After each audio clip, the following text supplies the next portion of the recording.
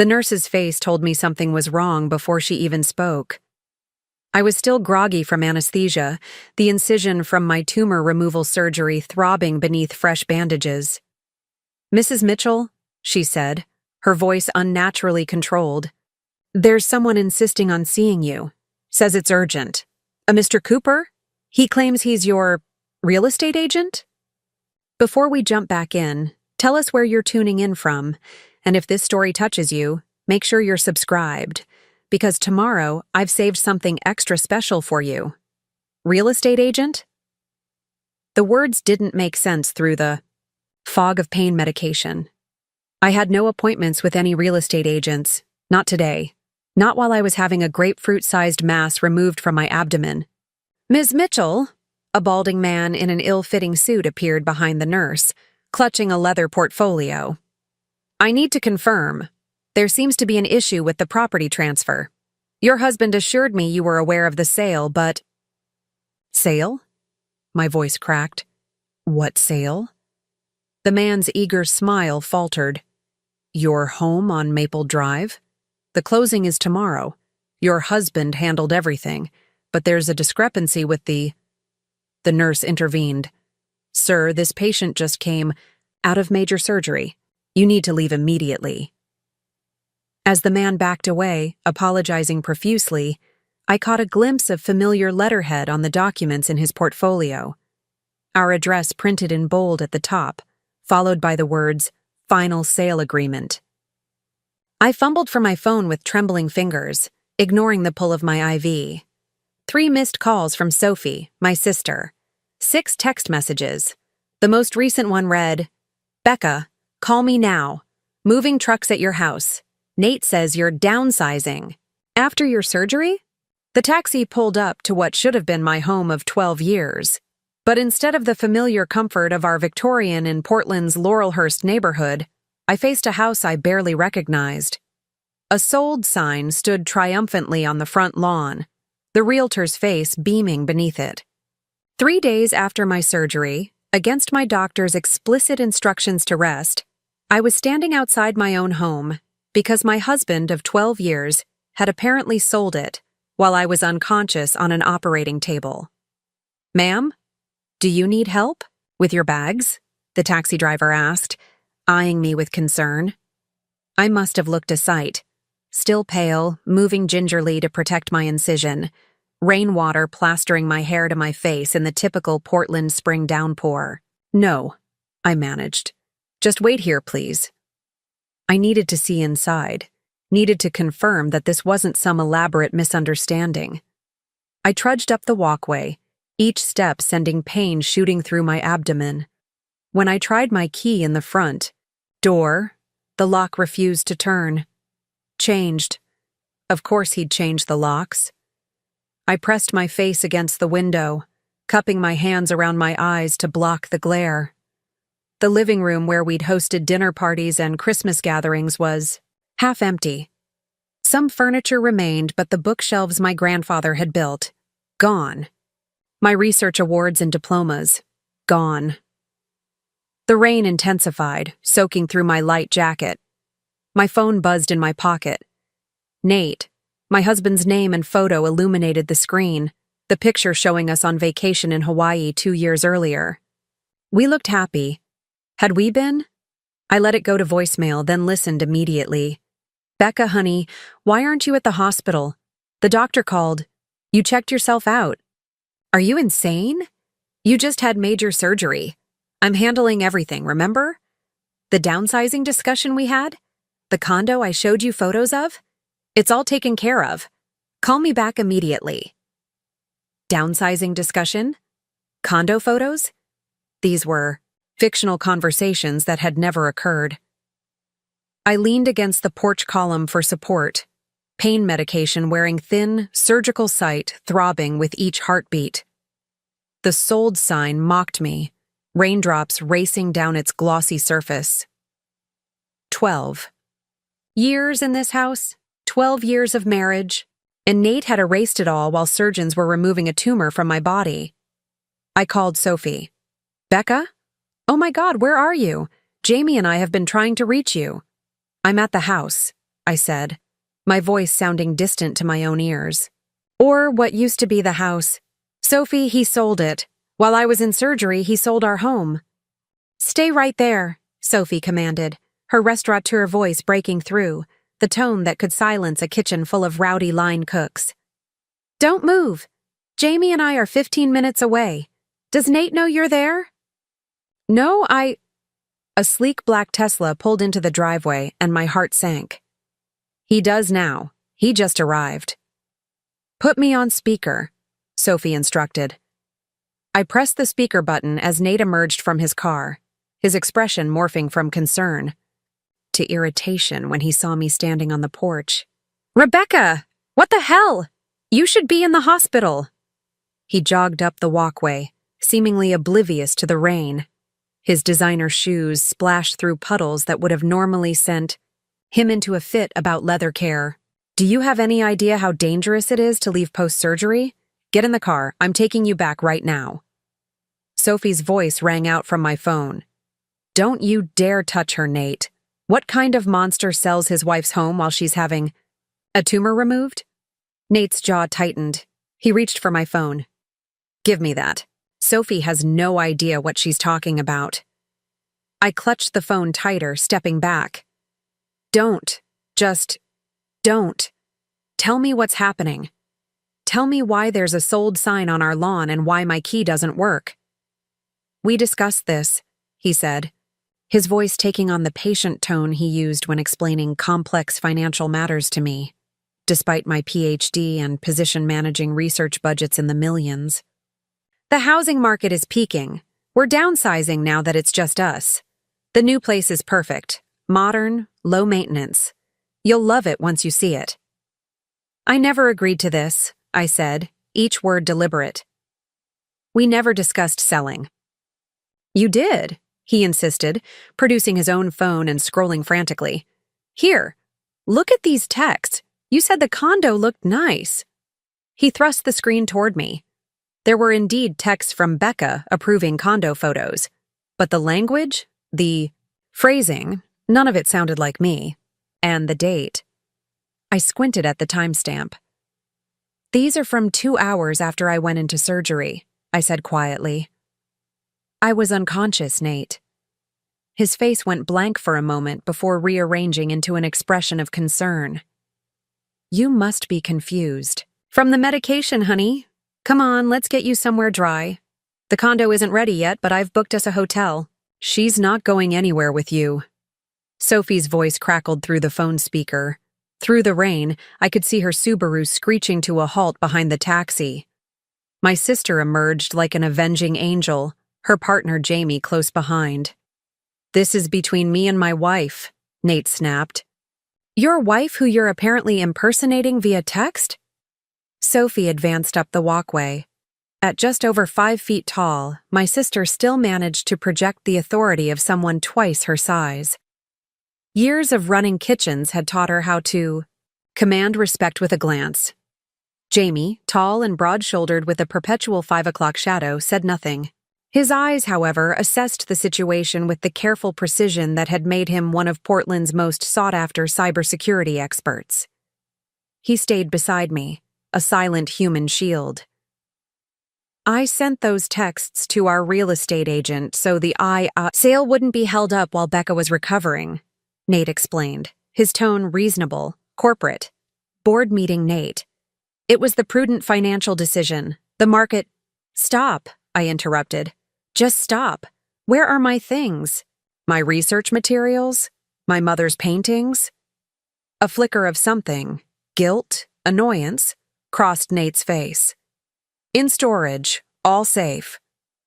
I want the key, now. Becca, you're not thinking clearly. The medication, the storage key, Nate, and the code. Now. My voice didn't waver despite the pain radiating through my abdomen. Something was very wrong here, beyond even the unauthorized sale of our home. You need to rest, Nate insisted. We can deal with this tomorrow. Sophie stepped between us. Give her the key or I swear to God I will call the police and report theft. Theft? Nate scoffed. It's our stuff. My research materials are property of Pacific Northwest Medical Center, I said quietly. That's theft of intellectual property, and the university will press charges. Something in my tone must have convinced him. Nate reached into his pocket and reluctantly handed over a key fob. Storage Unit 447, Cedar Mill Storage Center. But Becca, you're making a big mistake. Preparing and narrating this story took us a lot of time, so if you are enjoying it, subscribe to our channel. It means a lot to us. Now back to the story. I'm trying to secure our future. Our future, I repeated hollowly. The rain had soaked through my clothes entirely now, chilling me to the bone. You don't get to decide that unilaterally. Come on, Sophie said gently, placing her arm around my shoulders. Let's get you somewhere dry. Jamie? Jamie nodded, guiding me toward their car. My legs felt weak, my surgical site screaming in protest at the movement. This is ridiculous, Nate called after us. Rebecca, get back here! I paused, turning, slowly to face my husband of 12 years, the man who had held my hand through the terrifying diagnosis, who had promised to take care of everything while I recovered, the man who had sold our home while I lay unconscious. You know what's interesting, Nate? I said, my voice carrying clearly through the rain. You're so focused on securing our financial future that you never bothered to read the deed transfer. From last year. His expression shifted from frustration to confusion. What deed transfer?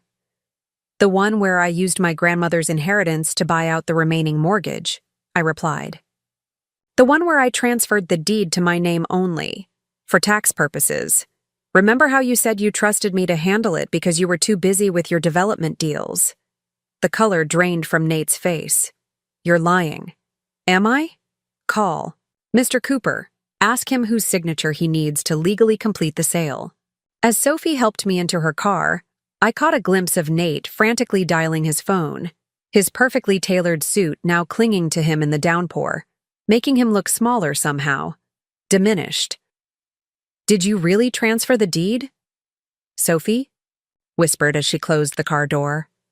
I leaned back against the headrest, closing my eyes as exhaustion and pain washed over me. Yes. And that's just the beginning of what he doesn't know. Jamie started the car, the windshield wipers creating a rhythmic soundtrack to Nate's growing panic on our former lawn. I watched through the rain-streaked window as the man I had promised to spend my life with received the news that would unravel the carefully constructed lie he'd been building. The first domino had fallen, and I was just getting started. The guest room in Sophie and Jamie's downtown loft became my war room. 3 days after the confrontation at the house, I was propped up in bed, surrounded by laptops, legal pads, and pain medication that I used more sparingly than recommended. Clear-headedness was more important than comfort right now. You really shouldn't be doing this, Sophie chided, bringing in a tray with bone broth and sourdough from her restaurant. You should be resting. I'll rest when I understand what's happening, I replied, accepting the mug of steaming broth gratefully. The rich aroma helped center me. Jamie, what did you find? Jamie looked up from his laptop, his expression grim. You were right to be suspicious about those text messages. They didn't come from your phone, they came from a burner, but they were sent from an IP address matching your home network.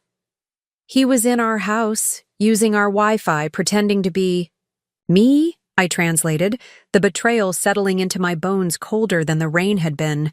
There's more, Jamie continued. I've been looking into Nate's company accounts. Can you do that legally? Sophie interjected, ever the pragmatist. Jamie smiled thinly. Let's just say I know people who owe me favors, and what they found isn't pretty. Cascade Development has been moving large sums of money into shell corporations. The pattern started about 8 months ago. 8 months ago. Right around when my first symptoms appeared. Before the diagnosis. Before the surgery. How much money? I asked, though I already suspected the answer. All of it. Jamie replied. Your joint savings, the business cash reserves, and there's something else. A mortgage on the Laurelhurst house taken out 4 months ago. $2.5 million. My breath caught. That's impossible. I paid off the mortgage last year with my grandmother's inheritance. According to these records, there's a new one, and it's not in both your names. It's just in yours. Cold understanding crept over me. He forged my signature. He mortgaged a house that wasn't his to mortgage. Sophie swore colorfully, chef's vocabulary on full display. That's why he needed to sell it so quickly. The payments would have come due, and I would have discovered the fraud. I finished. My phone chimed with a text message. Nate, for the 47th time in 3 days. Please call me, Becca. We need to talk. I can explain everything. Another message followed immediately. The real estate agent says there's a problem with the deed. Why didn't you tell me you transferred it? To your name? I set the phone aside without responding. I need to speak to a lawyer.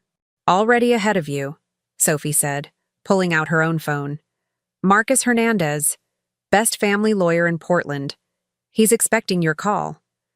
And I've got someone else you should talk to, Jamie added. Vanessa Wong, financial advisor who specializes in fraud cases. She helped my sister when her ex nearly bankrupted her. I nodded, feeling a strange calm descend. The researcher in me, the part that had built a career methodically investigating immunotherapy breakthroughs, was taking over. I need to see those storage units too. Today. Becca, Sophie began, her tone cautious. You had major surgery less than a week ago. I met my sister's concerned gaze. And my husband has been planning something for at least 8 months. I need to know what's in that storage unit before he realizes I'm on to him. Jamie closed his laptop. I'll drive. Cedar Mill Storage Center was a sprawling complex on the outskirts of Portland. Unit 447 was in the back corner, a large 10x20 space with a roll-up door. The key fob Nate had given me worked, thankfully. As the door rattled upward, the scent of cardboard and furniture polish wafted out. This can't be everything, I said, surveying the space. Our 4-bedroom Victorian had been filled with antiques, books, art. The storage unit held perhaps a quarter of our possessions. Jamie pulled out a flashlight, illuminating the corners. This looks pretty picked over. I moved carefully through the unit, mindful of my healing incision. My mother's paintings were stacked against the wall, at least. My research files appeared intact. But the valuable antiques, my grandmother's silver, the first edition books we'd collected, all missing. A small lockbox caught my eye, tucked behind a stack of photo albums. It wasn't ours. At least, it wasn't anything I recognized. The key was taped to the top. What's that? Sophie asked, coming to stand beside me. I removed the key and opened the box. Inside were passports, Nate's regular one, and another ID. Never seen before, issued to Nathan J. Mitchell with stamps from the Cayman Islands, Switzerland, and Belize. Underneath the passports lay a small black notebook. The notebook contained account numbers, passwords, and what appeared to be transfer instructions. The final page had a single entry. Transfer complete by April 15th. EW confirms property in Belize ready. EW, Jamie mused. Ethan Walters? Nate's business partner, I confirmed. My phone buzzed again. Nate, calling for the 3rd time that day. This time I answered and put it on speaker. Becca, finally, where are you? I've been worried sick. Have you? I asked, my voice neutral. Of course. You just had surgery. You need proper care. Come home. Well, to the hotel for now. I can explain everything about the house. Can you explain the second passport too? Or the offshore accounts? Or the property in Belize? The silence that followed was deafening. I don't know what you're talking about, he finally said, his voice carefully controlled. You're confused, Becca. The medication. Stop blaming. My medication for your lies, I interrupted. I found the storage unit. I found your little lockbox. I know about the mortgage you took out in my name. What I don't know is why. Were you planning to disappear with everything, Nate? Leave me with nothing but a fraudulent mortgage while I was fighting to recover from surgery? Another pause. It's not what you think. Then what is it? Because from where I'm standing, it looks like you've been methodically stripping our assets for months, planning to disappear to Belize with Ethan Walters. You don't understand the pressure I've been under, Nate began, his voice taking on that wounded tone he used when cornered. The development deals went bad, really bad. Ethan and I needed capital to stay afloat. It was temporary, just until we could turn things around. So you committed fraud? Stole from me? Borrowed, he corrected. I was going to pay it all back. The house sale was going to fix everything. We'd pay off the loan, have enough to start fresh. With my house, I said. The house that isn't in your name to sell. A technicality, he dismissed. We're married. What's yours is mine. Sophie made a strangled sound of outrage beside me. That's not how property law works, Nate, I said, my researcher's precision taking over. And it's certainly not how marriage is supposed to work. Just come to the hotel, he pleaded. We can work this out. You need me right now, Becca. You're recovering from surgery. You can barely stand on your own. I have everything I need, I replied, looking at Sophie and Jamie. And as for working it out, I think I'll leave that to the lawyers. I ended the call before he could respond. So, what's the plan? Sophie asked quietly. I picked up the black notebook, weighing it in my hand. First, copies of everything. Then we call Marcus Hernandez, and Vanessa Wong, and possibly the FBI, depending on how deep this fraud goes. Jamie nodded, already photographing the passport and notebook pages. And then? I thought of the house, my house, with its sold sign prominently displayed. Then, we take back what's mine. Marcus Hernandez's office overlooked Pioneer Square in downtown Portland. Rain streamed down the floor-to-ceiling windows, casting wavering shadows across the polished conference table where we sat. I was still moving gingerly, but the fire of purpose had pushed the pain to a manageable background hum. This is extensive, Marcus said, reviewing the documents we'd brought. A distinguished man in his 50s with salt and pepper hair and tortoiseshell glasses, he had the measured calm of someone who'd seen every form of marital deception imaginable. The fraudulent mortgage alone would be enough to pursue criminal charges. What about the house sale? I asked. He signed contracts, accepted earnest money.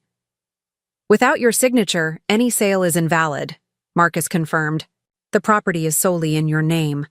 However, the attempt to sell constitutes attempted fraud. Vanessa Wong, the financial advisor Jamie had recommended, tapped her pen against her notepad. Sharp-eyed and direct, she had spent the last hour tracking the movement of funds through Nate's increasingly complex web of accounts. The bigger issue is the money, she said. From what I can see, he's transferred nearly $3 million through various shell companies. Some of it was yours jointly, but a significant portion, specifically the mortgage funds, are solely in your name. That's straightforward theft. Can we get it back? Sophie asked from her position by the window. Some of it, Vanessa acknowledged. We've already frozen the accounts we can identify, but the transfers to Belize and the Caymans, those will be more challenging. My phone buzzed again. Not Nate this time, but an unfamiliar number. I answered cautiously.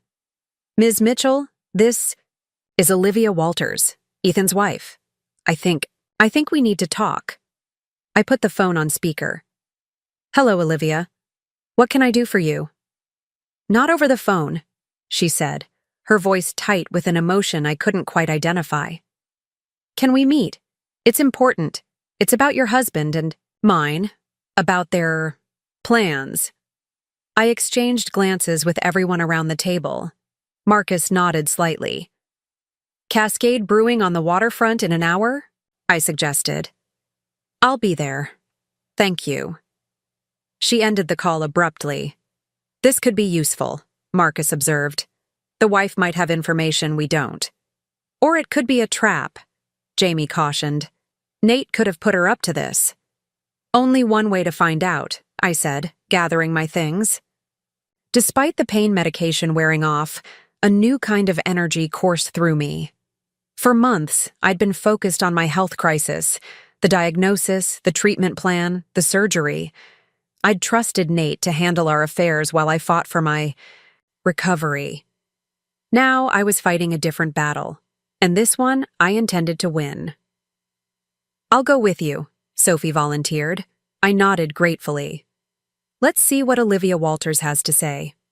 Cascade Brewing sat perched over the Willamette River, rain drumming against its wide windows. Inside, the warm glow of pendant lights created islands of illumination in the otherwise dimly lit space. I spotted Olivia immediately, elegantly, dressed, perfectly coiffed, looking utterly out of place among the casual Portland crowd.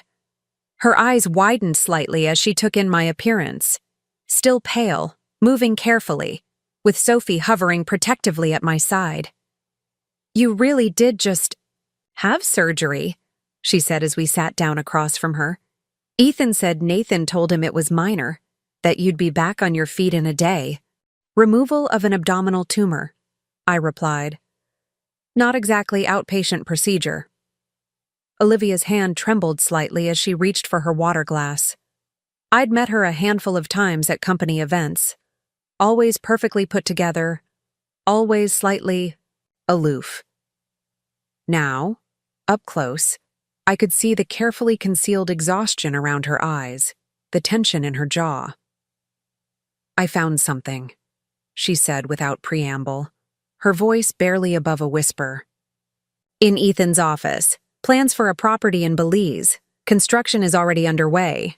2 houses on a private beach. 2 houses? Sophie repeated. For them, Olivia clarified. Not for us. There are no provisions for families in these plans. Just bachelor accommodations. The implication hung in the air between us. When did you find this? I asked. 3 days ago, after Ethan came home in a panic about your house sale falling through. He and Nathan had been counting on that. Money, they needed it to finish the Belize project. Olivia's composure cracked slightly. I've been with Ethan for 15 years, supported him through business school, helped him build his client base, and he was planning to just disappear, I finished for her, starting fresh without the burden of wives. Olivia nodded, blinking rapidly. There's more. The development project that failed last year? It didn't exactly fail. They siphoned the investor funds. Millions of dollars. Those investors have been getting suspicious, asking questions. Ethan and Nathan needed new capital to cover the shortfall.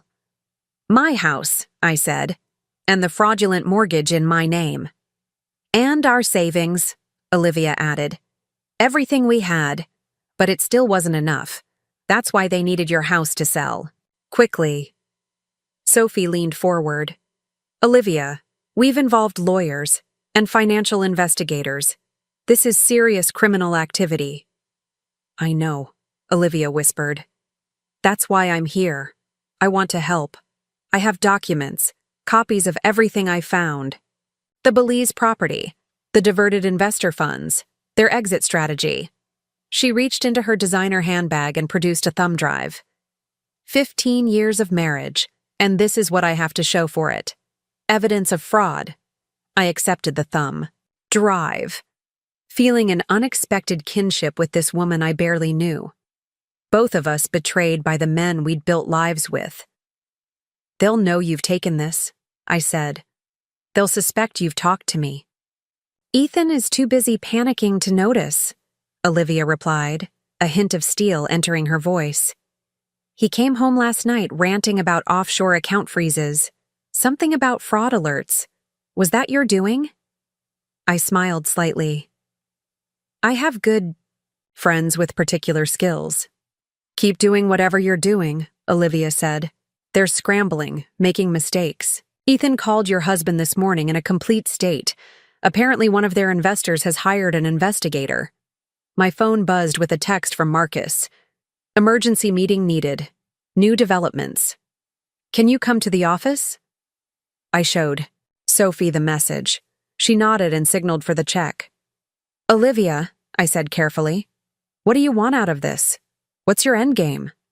She considered the question, perfectly manicured nails tapping against her water glass. What do I want? I want back every minute I wasted loving a man who was planning to abandon me. Since that's impossible, I'll settle for making sure he doesn't profit from any of this, and I want— She hesitated. I want to start over. Cleanly. I nodded, understanding completely. We can help each other. I'd like that, she said, offering a tentative smile. I was an accountant before I married Ethan, you know. Specialized in forensic accounting, actually. Ironic, isn't it? An idea began forming in my mind. Very ironic, and potentially very useful. Would you be willing to meet with my financial advisor? Today? I'll clear my schedule. Olivia agreed. Back at Marcus's office, the atmosphere had shifted from cautious strategy to focused urgency.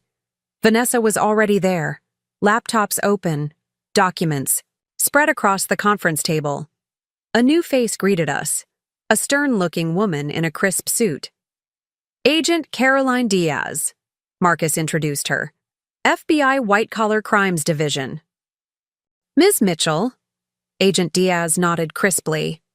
We've been investigating Cascade Development for several months, specifically your husband Nathan Mitchell and his partner Ethan Walters. Their names came up in connection with a larger investment fraud scheme. I sank into a chair, grateful for its support as my strength wavered. So you already knew? We knew some of it, Agent Diaz clarified, but what you've brought forward, the fraudulent mortgage, the attempted property sale, the offshore accounts, that accelerates our timeline considerably. And now with Mrs. Walters providing additional evidence? She gestured to Olivia, who had joined us and was already deep in conversation with Vanessa. Marcus slid a document across the table to me. This is an emergency court order freezing. All assets connected to both men. The judge signed it 20 minutes ago. What happens now? Sophie asked, her hand resting protectively on my shoulder. Normally, we'd move to arrest and charge them, Agent Diaz explained.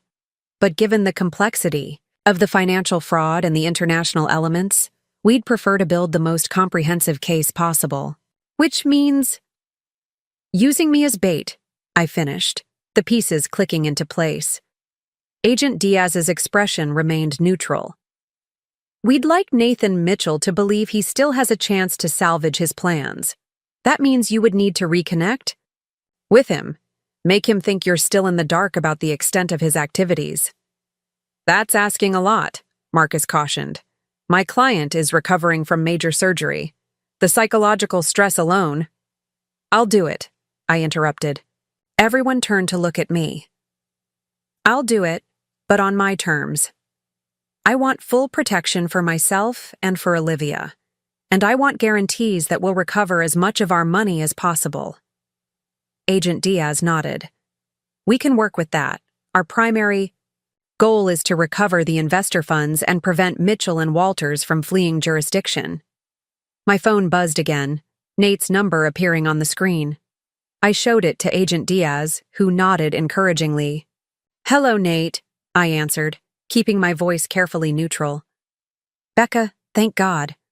His voice sounded strained, desperate. We need to talk, face to face, please. I caught Agent Diaz's eye. She nodded again. I'm still recovering, Nate, I said, allowing a hint of fatigue to enter my voice. But yes, we should talk. Tomorrow, maybe. No, tonight, it's important. The urgency in his tone was unmistakable. Dinner. That new place you wanted to try on Alberta Street? 7 o'clock? Fine, I agreed. 7 o'clock. As I ended the call, I became aware of the room's focused energy. Marcus making notes. Agent Diaz conferring with a colleague on her phone. Vanessa and Olivia huddled over financial documents, Sophie watching me with concern. "Are you sure about this?" my sister asked quietly. "You can barely stand for more than 20 minutes at a time." "I've spent months feeling helpless," I replied. "First because of the diagnosis, then the surgery. I'm done with that." Nate chose the perfect time to execute his plan, when I was at my most vulnerable, most dependent. He didn't count on me discovering it so quickly, or fighting back so effectively. "He underestimated you," Sophie said with fierce pride. "They both did," Olivia added, looking up from her work with Vanessa. "Ethan used to joke about how I'd let my accounting skills go to waste when we married. He has no idea that I've been tracking his financial movements for months." Agent Diaz rejoined us. "We'll wire you for the dinner meeting, Ms. Mitchell. Nothing obvious, just audio.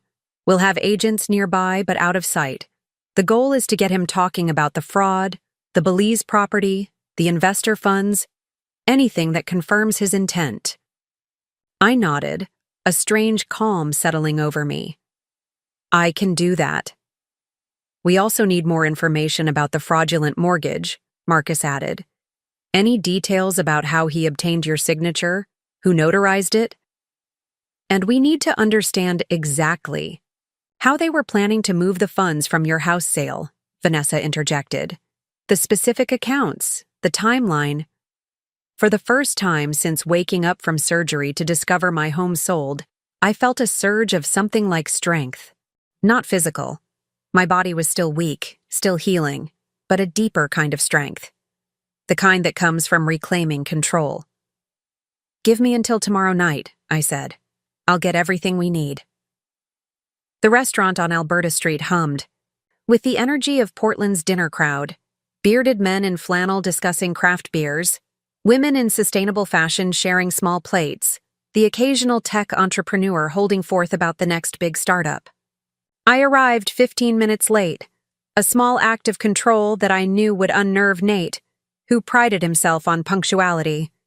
My body ached with exhaustion, but I'd taken just enough pain medication to function without clouding my thinking. The wire, taped between my shoulder blades, itched slightly. Agent Diaz and her team were in a van half a block away, monitoring every word. Nate stood as I approached the table, his face a mask of concern.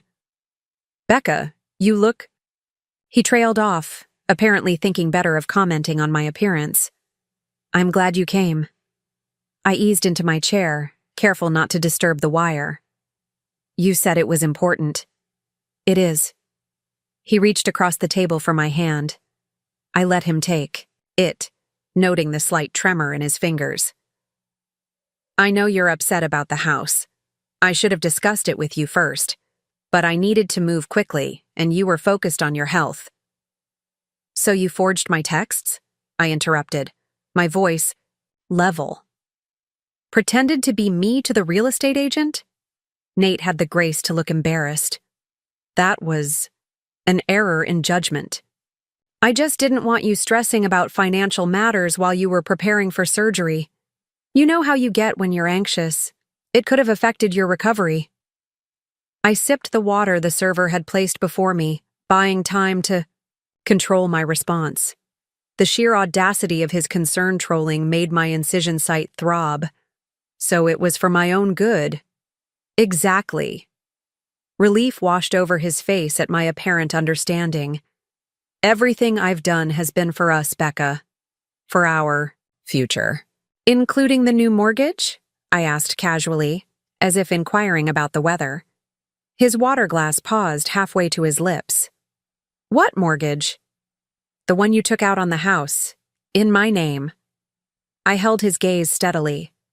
"The one with my forged signature." Nate set down his glass carefully. "I don't know what you're talking about." $2.5 million, Nate. That's a lot of money to forget about." His expression shifted through several emotions, confusion, alarm, calculation, before settling on wounded innocence. Becca, I think your medication is making you confused. There's no new mortgage. I pulled out my phone and pulled up the document Jamie had obtained. Pacific Northwest Lending. March 17th. My signature, not a very good forgery, by the way. You didn't even get the loop in my B right. Nate's face drained of color. Where did you get that? Does it matter? What matters is where the money went. I leaned forward, keeping my voice low. Belize, Nate? Really? Couldn't you have been more original? His eyes darted around the restaurant, looking for listeners. Finding none close by, he leaned in. It's not what you think. The business was in trouble. Those development deals in the Pearl District went sideways. Ethan and I were facing bankruptcy. So you committed fraud? Stole from me? Borrowed, he insisted. It was always temporary. The house sale would have covered everything. We'd have walked away clean, debt-free, with enough to start over. We?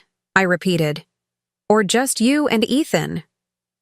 Something flickered in his eyes. Surprise, perhaps, that I'd connected those particular dots. I don't know what you've heard, he began cautiously, but Ethan and I were just securing a safety net, a business opportunity in Belize, investment properties. You would have loved it there, the beaches, the climate, perfect for your recovery. Funny, the architectural plans don't mention wives, just 2 bachelor villas. Nate's facade cracked slightly. You've been talking to Olivia. Among others, I acknowledged. A waiter approached, but Nate waved him away impatiently. The point is, I can fix this, all of it. I just need a little more time, and your cooperation. The house sale is critical. With that money, I can make everything right. Everything? I echoed. The mortgage fraud? The embezzled investor funds? The offshore accounts? Which part exactly can you make right, Nate? His expression hardened. How do you know about any of that? I know everything. I let the statement hang between us. The question is, what do you expect me to do with this knowledge? Nate reached for my hand again, his charm offensive activating like a switch had been flipped. Becca, listen to me. This got away from me. Things spiraled. But we can still salvage our life together. Sign the house papers. Let the sale go through. I'll pay back everything, make it all right. We can start fresh. Like you and Ethan were planning to start fresh, without us? He winced. That was Ethan's idea. I never intended. Save it, I interrupted. I found your second passport, Nate. The one with all those interesting stamps from banking havens. Were you planning to take me with you when you fled the country, or was my surgery just convenient timing? His expression turned calculating. What exactly do you want, Becca? Money? I can get you money. Once this sale goes through. The sale isn't going through, I said quietly. The house isn't yours to sell. It's mine. Only mine. Has been since I paid off the mortgage with my grandmother's inheritance last year. Nate froze. That's not possible. We're married. It's joint property. Not in Oregon. Not when I specifically had the deed transferred to my name only. With your blessing, remember? For tax purposes? His face contorted with sudden anger. You tricked me. I laughed, the sound surprising even me. That's rich, coming from you. I didn't trick you, Nate. I protected myself. Something told me to keep those assets separate. Woman's intuition, maybe. Or perhaps I subconsciously noticed all those late-night calls, the hushed conversations with Ethan, the mysterious business trips. Nate's phone buzzed. He glanced at it, his expression darkening further. Ethan says our accounts are frozen. All of them, even the offshore ones. Did you do that? Not alone, I admitted. I had help. Good help. Do you have any idea what you've done? His voice rose slightly, drawing glances from nearby tables. He lowered it again with visible effort. Those investors will come after us now. They'll press charges. Serious charges. I know. I met his gaze calmly. Fraud. Embezzlement. Wire fraud across state lines. That's federal, by the way. Not to mention the identity theft and mortgage fraud in my name. They'll come after you too, he threatened. As my wife, you're implicated. No, I'm not. Not. When I'm the one who reported it. I let that sink in. Not when I'm cooperating with the FBI. Nate's eyes widened. You're bluffing. Agent Diaz sends her regards, I replied.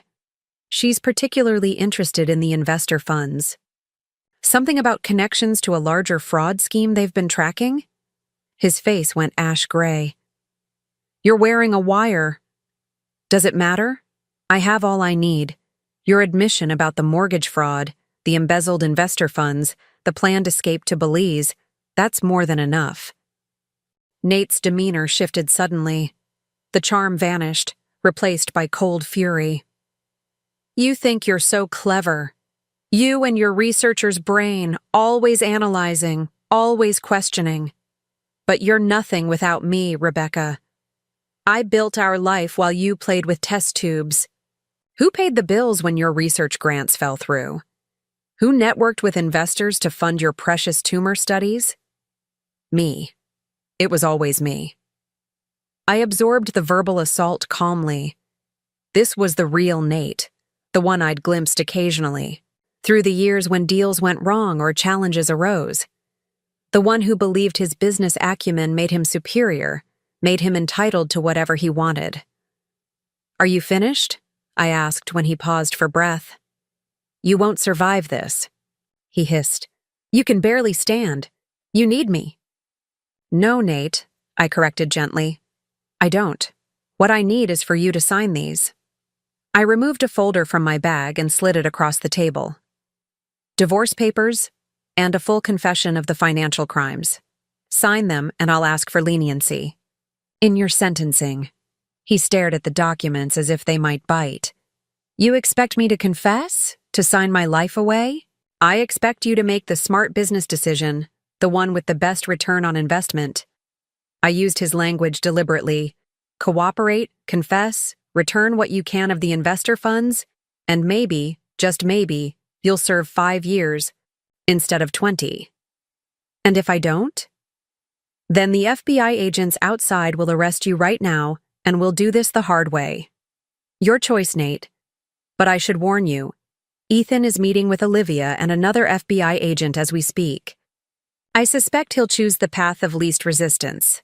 He always was the pragmatic one. Nate's phone buzzed again. He checked it, his expression confirming my suspicion. Ethan's flipping on you, isn't he? I asked softly. Nate said nothing, but his silence was answer enough. Pen? I offered, extending a sleek Mont Blanc, his favorite brand, one he'd given me for our 10th anniversary. His hand trembled as he reached for it. I did love you, Becca. In my way. Your way wasn't good enough, I replied simply. As he began signing the documents, I felt a wave of exhaustion wash over me. The adrenaline that had carried me through. The confrontation was ebbing, leaving behind the physical reality of my still healing body. But there was also something else, a sense of closure, of justice, of reclaiming control. Nate had tried to use my illness, my vulnerability, against me, had planned to strip me of everything while I fought to recover from surgery. He hadn't counted on me fighting back. None of them had. 6 months later, I stood in the center of my new home, a converted industrial loft in the Pearl District with floor-to-ceiling windows overlooking the Willamette River. Rain streamed down the glass, but inside, warmth and light filled the open space. To new beginnings, Sophie declared, raising her champagne glass. Around my kitchen island stood the people who had helped me rebuild from the ashes of betrayal. Sophie and Jamie, Vanessa, Marcus, even Agent Diaz, now Caroline in casual settings. And Olivia, who had become an unexpected friend through the shared crucible of our experiences. To justice, Olivia added, clinking her glass against mine. She looked younger somehow, the perpetual tension erased from her features. Like me, she had emerged stronger from the wreckage of her marriage. "I still can't believe the sentencing," Jamie remarked, refilling his glass. 12 years for Nate, 10 for Ethan. That's significant. "The cooperation agreements helped," Caroline noted. Their testimony rolled up 3 other players in the larger investment scheme. The U.S. attorney was very pleased. "Speaking of pleased," Marcus interjected, "the final restitution order came through yesterday. Between the recovered offshore funds and the liquidated assets, investors will receive nearly 80% of their money back." "And we got every penny of ours," Olivia said, a satisfied smile playing at her lips. Her expertise in forensic accounting had proven invaluable in tracing the complex web of financial maneuvers our husbands had constructed. Caroline said they have enough evidence to make the charges stick regardless. Our testimonies are just icing on the cake. The doorbell rang. I glanced at the time, barely 7 a.m. "Someone's at my door," I told Olivia. "I'll call you back." Through the peephole, I spotted a delivery person holding a large arrangement of white lilies. My stomach clenched. White lilies, Nate's signature "I'm sorry" flowers throughout our marriage. Whenever a business dinner ran too late, whenever he missed an important event, white lilies would appear. I opened the door cautiously. "Rebecca?" "Mitchell," the delivery person confirmed. "Yes." "Sign here, please." I accepted the electronic tablet, scrawled my signature, and took the arrangement. No card visible. Setting the flowers on the kitchen island, I searched through the blooms until I found the small envelope tucked between stems. The card inside bore only 2 words in a handwriting I didn't recognize. "Watch out." My pulse quickened. Not an apology. From Nate. A threat. I was still staring at the card when my phone rang again, Caroline this time. "I was about to call you," I said, answering immediately. "I just received flowers with a threatening note." "That's why I'm calling," Caroline replied, her voice tense. "We've been monitoring communications to and from Mitchell and Walters. There's been chatter. With the new arrests this morning, some powerful people are getting nervous." "Nervous? Enough to send threats?" "Nervous enough to try to silence potential witnesses," Caroline clarified. "I'm sending a patrol car to your address. Don't go to work today. Stay home, doors locked, until I contact you." The gravity of her words sank in. "You think I'm in actual danger?" "I think we're dealing with people who have lost or are about to lose everything," she responded. "That makes them unpredictable. Prescott especially has connections that concern us." After ending the call, I moved methodically through the loft, checking window locks, drawing blinds. The open space that had felt so liberating suddenly seemed exposed, vulnerable. Too many windows, too many entry points. My phone rang again. Sophie this time. "Did you get flowers too?" I asked immediately. "No," she sounded confused. "Why?" I explained quickly about the lilies, the note, Caroline's call. "I'm coming over," Sophie decided. "Jamie too." "Caroline's sending police protection." "Great. They can protect all 3 of us while Jamie installs a proper security system. The one you have is embarrassingly basic." I didn't argue. Sophie, in protective mode, was an unstoppable force. While waiting, I brewed coffee, the ordinary ritual helping calm my nerves. The flowers sat accusingly on the counter. I considered throwing them away, then stopped. Evidence. Everything was evidence now. A sharp knock at the door made me jump. I checked the peephole. Sophie and Jamie stood outside, Jamie laden with equipment bags, Sophie holding grocery bags. "You didn't need to bring food," I said as I let them in. "Stress baking," Sophie explained, heading straight for the kitchen. "I made cinnamon rolls when Jamie told me about the arrests. Then Caroline called about potential threats, so I made banana bread too," Jamie was already examining my door locks with professional disapproval. These wouldn't keep out a determined teenager, let alone someone with resources. Hence why you're here, I reminded him, attempting a lightness I didn't feel. He pulled out tools, electronic components, and what looked like tiny cameras. I'm installing a full system.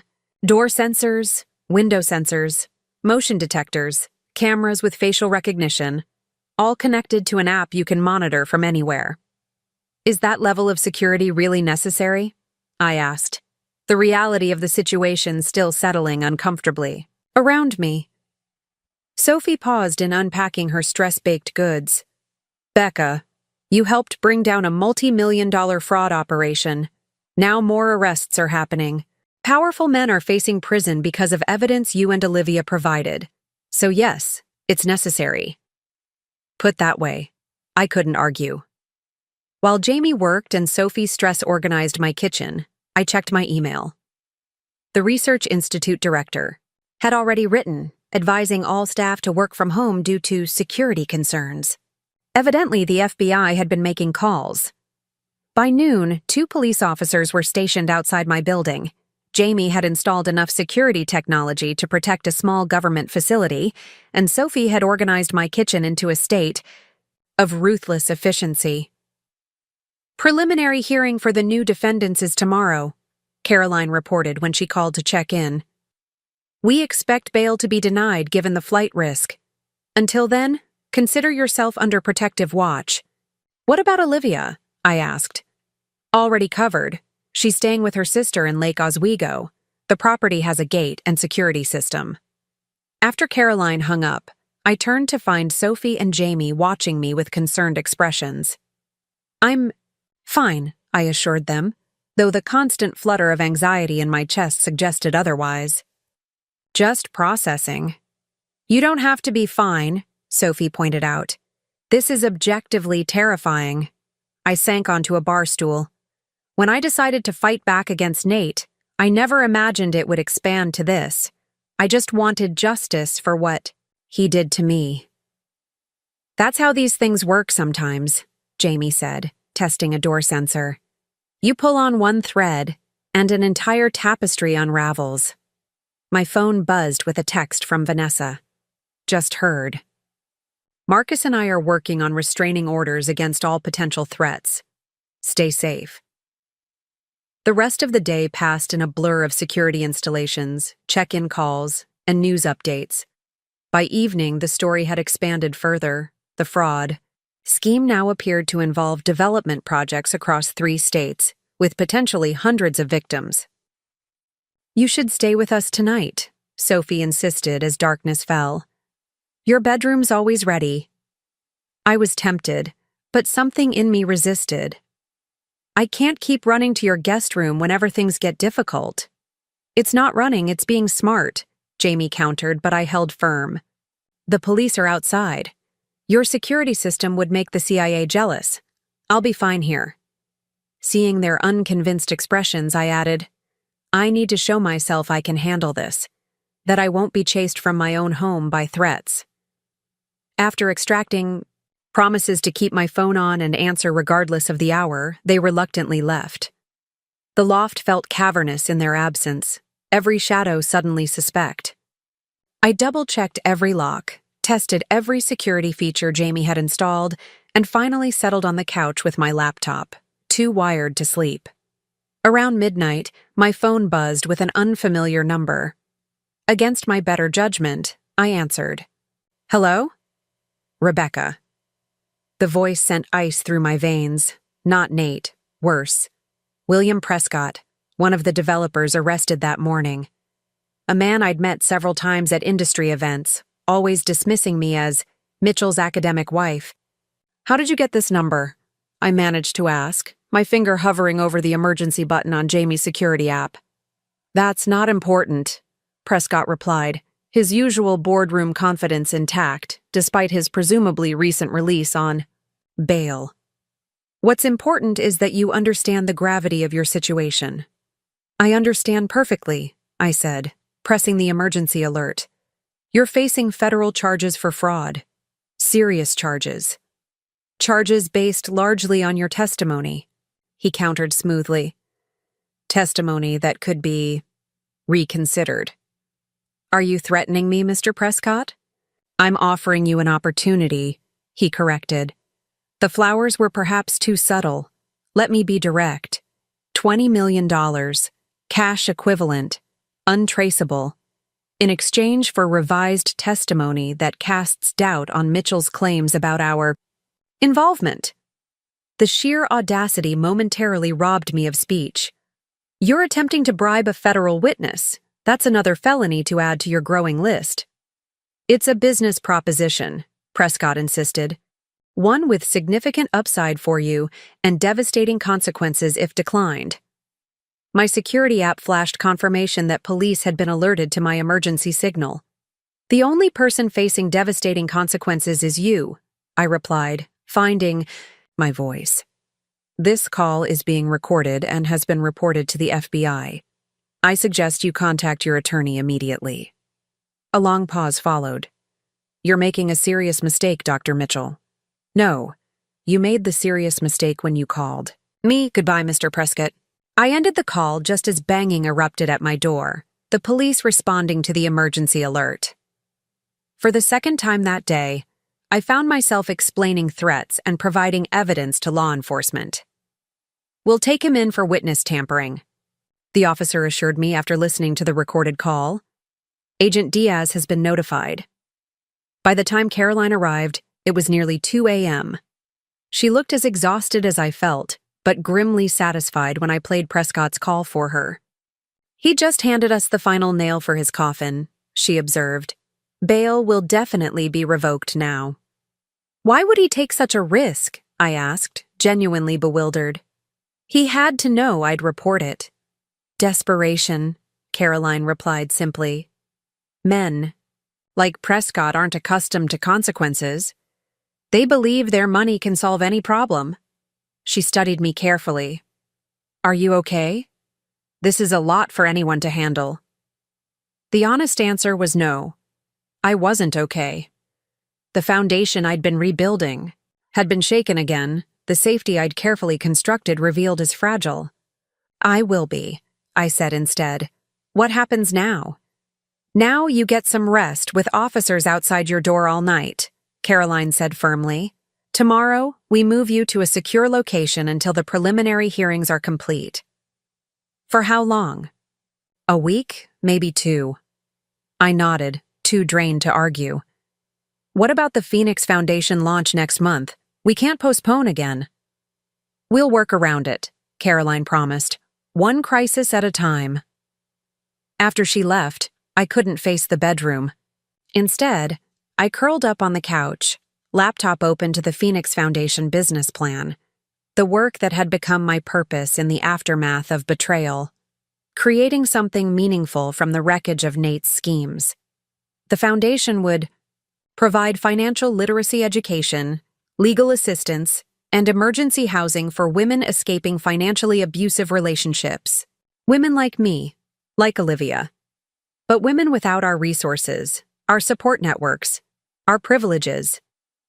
I must have dozed off eventually, because the next thing I knew, morning light was streaming through the windows and my phone was ringing. Vanessa. They've revoked bail for all of them, she reported without preamble. Prescott's lawyer withdrew from the case after the witness tampering charge. It's all over the news. I switched on the television to see the same federal building, different day. This time with Prescott being escorted inside in handcuffs, his usual confident smirk replaced with unconcealed fury. The judge cited flight risk and witness tampering in the decision to revoke bail for all 3 defendants, the reporter explained. Sources close to the case indicate that defendant William Prescott made an explicit attempt to bribe a key witness last night. Seeing my life reduced to a news soundbite was surreal. This isn't going away anytime soon, is it? I asked Vanessa. No, she confirmed. But neither are you. Pack a bag. Caroline told me about the safe house. I'm coming with you. You don't have to do that. I know. That's what makes me such an exceptional friend. I laughed despite everything. Can't argue with that logic. 2 hours later, I found myself in a modernist cabin on the outskirts of Portland, perched on a hillside with views of Mount Hood in the distance. FBI Safe House conjured images of Spartan apartments with bare necessities, not architectural retreats, with gourmet kitchens. Property seized in another case, Caroline explained when she dropped us off. Might as well put it to good use. You'll have agents nearby around the clock, but they'll stay out of sight unless needed. Vanessa wasted no time claiming a bedroom and setting up her laptop. I can work remotely for as long as necessary, she declared. The firm understands the situation. Left alone in the spacious living room, I felt the familiar wave of displacement. Another home that wasn't really mine. Another disruption just as I'd been finding my footing. But unlike the hotel Nate had booked when he sold our house, this displacement served a purpose. It was protection, not erasure. Caroline sent me the rest of your security details schedule, Vanessa called from her room. Sophie and Jamie are cleared to visit tomorrow. Olivia on Thursday. Marcus wants to come Friday to review your testimony for the grand jury. Grand jury? This was news to me. Vanessa appeared in the doorway. Didn't Caroline tell you? With the expanded case, they're convening a special grand jury. You and Olivia will be the first witnesses. My head swam with the implications. A grand jury meant the case was growing beyond individual charges against Nate, Ethan, and the recently arrested developers. It suggested a systematic investigation into the entire Portland real estate development industry. I need to sit down, I murmured, finding the nearest chair. Vanessa's expression softened. It's a lot, I know. But remember what Marcus always says. The legal system moves at its own pace. All you have to do is tell your truth, the same way you've been doing. My truth nearly got me threatened by William Prescott, I pointed out. Which only proves how powerful that truth is, Vanessa countered. Desperate people make desperate moves. That evening, as we prepared dinner from the well-stocked refrigerator, my phone rang with an unknown number. After the previous night's call, I hesitated. Put it on speaker, Vanessa suggested, knife poised over half-chopped vegetables. I answered cautiously. Hello? Dr. Mitchell? This is Andrea Winters, U.S. Attorney's Office. I exhaled in relief. Yes, speaking. I apologize for calling from an unlisted number. Security protocol. I wanted to personally update you on developments in your case. I appreciate that. The witness tampering charge against Prescott has accelerated our timeline. We'll be presenting evidence to the grand jury next week instead of next month. Your testimony will be crucial. I glanced at Vanessa, who nodded encouragingly. I'll be ready. There's something else you should know, Andrea continued. We've been monitoring communications to and from the Metropolitan Detention Center. Your ex-husband has requested a meeting with you. My knife clattered against the cutting board. Nate wants to see me? Why? He claims to have additional information relevant to the expanded case. Information he'll only share with you present. That sounds like manipulation, I said flatly. Almost certainly, Andrea agreed. However, given the scope of this investigation, we can't afford to ignore potential evidence. I wanted to ask if you would consider attending a supervised meeting. Vanessa was shaking her head vehemently. I need to think about it, I hedged. Of course, it would be under the strictest security protocols. Agent Diaz would be present, along with myself and Mr. Mitchell's attorney. After ending the call, I turned to Vanessa, whose expression conveyed exactly what she thought of the idea. Before you say it, it's a terrible idea, she interrupted. He's trying to manipulate you again. Probably, I acknowledged. But what if he does have information that could help the case? Then he can tell his attorney, who can tell the prosecutor. He doesn't need you there. She was right, of course.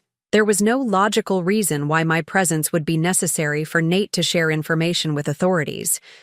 which meant his request had another purpose. Emotional manipulation, perhaps, or an attempt to gauge how much I knew about the expanded case. "I'll sleep on it," I promised. That night, in the unfamiliar bedroom of the safe house, sleep proved elusive. Every creak and settling sound in the cabin startled me awake. Around 3 a.m., I gave up and moved to the living room with my laptop. The Phoenix Foundation website was taking shape. Clean, professional, yet warm. The Our Story page remained blank, awaiting my input. How much of my personal experience should I share? How much of Nate's betrayal should become public narrative in service of helping others? I began typing tentatively. The Phoenix Foundation was born from personal experience with financial abuse and fraud. When my husband of 12 years sold our home while I was undergoing surgery, I discovered a pattern of deception that had been building for months. The words flowed more easily than expected, the clinical distance of writing in third person, allowing me to translate raw experience into something useful, educational. By dawn, I had drafted the entire foundation story, highlighting the warning signs I'd missed, the resources that had helped me fight back, the support systems that made recovery possible. Vanessa found me still typing as sunlight crept into the room. "Have you been up all night?" I stretched, suddenly aware of the stiffness in my neck and shoulders. "Couldn't sleep. Figured I might as well be productive." She peered at my screen. "The foundation story. It's good, Becca, really good." "Think it's too personal?" "No," Vanessa said firmly. "It's exactly personal enough. Women need to know they're not alone, that what happened to them has happened to others, that there's a way forward." I saved the document and closed my laptop. "I've made a decision about Nate's request." "Let me guess. You're going." "I have. Questions only he can answer," I explained. "Not about the case, about us. About when he changed, or if he was always planning something like this." Vanessa sighed. "I understand the impulse. I just don't want you subjected to more manipulation." "Neither do I admitted. But I need closure that doesn't come from news reports or court transcripts. I need to look him in the eye just once, knowing everything I know now." The meeting was arranged for the following week at the federal building downtown, under conditions that made a presidential visit look relaxed by comparison. I was escorted through separate entrances, pat-searched, and brought to a conference room that had been swept for recording devices. Caroline met me in the hallway outside. "You don't have to do this," she reminded me. "You can change your mind right up until you walk through that door." "I know." I smoothed down the blazer I'd chosen carefully that morning, professional, confident, armored. "I'm ready." The conference room held a long table with chairs arranged on opposite sides. Andrea Winters sat at one end, files neatly arranged before her. A court reporter occupied a small desk in the corner. Across the table, a middle-aged man in an expensive suit, Nate's attorney, reviewed documents with a furrowed brow. And then there was Nate. Prison hadn't been kind to him. The designer clothes had been replaced with a standard jumpsuit, the carefully maintained physique had softened, the meticulous haircut grown out unevenly. Yet his posture remained impeccable, his expression carefully composed. Our eyes met as I entered. Something flickered across his face. Surprise, perhaps, at seeing me so visibly recovered. The last time he'd seen me, I'd been pale and weakened from surgery, still dependent on pain medication. "Ms. Mitchell," Andrea greeted me formally. "Thank you for agreeing to this meeting. For the record, you are here voluntarily and may terminate this conversation at any time." I nodded, taking the seat Caroline pulled out for me, directly across from Nate, but safely distant. "Mr. Mitchell has indicated he has information relevant to our ongoing investigation," Andrea continued. "Information he prefers to share with you present. Before we proceed, I want to confirm that you understand this meeting is being transcribed and may become part of the official record." "I understand," I confirmed, setting my purse on the floor beside me. "Very well." Andrea turned to Nate. "Mr. Mitchell, you may proceed." Nate cleared his throat, glancing at his attorney, who nodded slightly. "Thank you for coming, Becca," he began, his voice holding the same persuasive tone he'd used in countless business negotiations. "I know you didn't have to." I said nothing, waiting. "I've had a lot of time to think in here," he continued when it became clear I wouldn't respond. "About the choices I made, the people I hurt." He leaned forward slightly. "I want to make things right. By providing information about the larger fraud scheme," Andrea prompted when he paused. "Yes," Nate agreed, though his eyes remained fixed on me. "But first, I need to explain something to Becca. Something important." I raised an eyebrow, skepticism, evident. "It wasn't supposed to go this far," he said, voice dropping to near whisper. "The initial plan with Ethan was just a simple property flip. Buy low, renovate, sell high. Nothing illegal." "And yet you committed mortgage fraud in my name," I noted coolly, "while I was having surgery." Nate winced. That came later. After the first development deal went sideways, we were desperate. Prescott suggested forging my signature, stealing my inheritance. Suggested alternative financing options, Nate amended carefully, glancing at his attorney. "I made the choice to involve you without your knowledge. That's on me." "How generous of you to take responsibility," I said, unable to keep the edge from my voice. Caroline placed a warning hand on my arm, a reminder to stay calm, that this was being transcribed. "What information do you have about the expanded case, Mr. Mitchell?" Andrea interjected, redirecting the conversation. Nate straightened. "Prescott, Denton and Reynolds weren't just participants in the scheme, they were the architects. They've been running similar operations for years, pulling in desperate developers like me and Ethan when needed." "We're aware of their central roles," Andrea noted. "That's hardly new information." "What you might not be aware of is where the money went," Nate countered. "It wasn't just offshore accounts and Belize properties. A significant portion was funneled into campaign contributions for city officials who controlled zoning decisions." This was indeed new information. I could feel the shift in energy as Andrea leaned forward. "You have evidence of this?" she asked sharply. Nate nodded. "Account records, meeting notes, emails, all backed up on a server Ethan maintained as insurance. I can provide access details." As they delved into the specifics of political corruption, my attention drifted.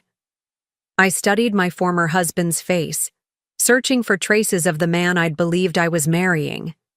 Had there always been this capacity for deception in him? Had I willfully ignored warning signs? "Becca," Nate's voice broke through my thoughts. "There's something else you should know." I refocused, suddenly wary. "Prescott's threats against you weren't isolated," he said quietly. "He made similar threats to other witnesses, other wives. But yours was personal." "Personal how?" Caroline asked sharply. "Prescott blamed Becca specifically for the case expanding.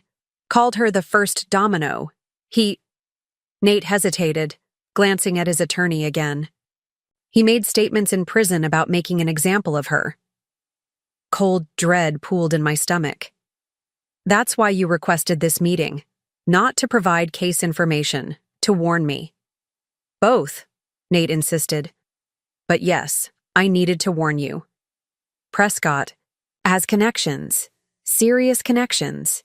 Even from inside, he can reach people. We've taken extensive security precautions," Caroline assured me. "Ms. Mitchell is well protected." "Good," Nate said, his relief appearing genuine. "That's good." Andrea closed her notepad. "If you'll provide those server access details now, Mr. Mitchell, we can proceed with verifying this information." While Nate conferred with his attorney and provided technical details to a newly arrived FBI technical specialist, I found myself staring out the window at the Portland skyline. The city that had been my home for 15 years now held both threat And promise. The danger represented by Prescott and his allies. The potential of the Phoenix Foundation's work. "Becca," Nate called softly as the meeting drew to a close. "Can I have 1 minute? Just one." Caroline looked at me questioningly. I nodded slightly.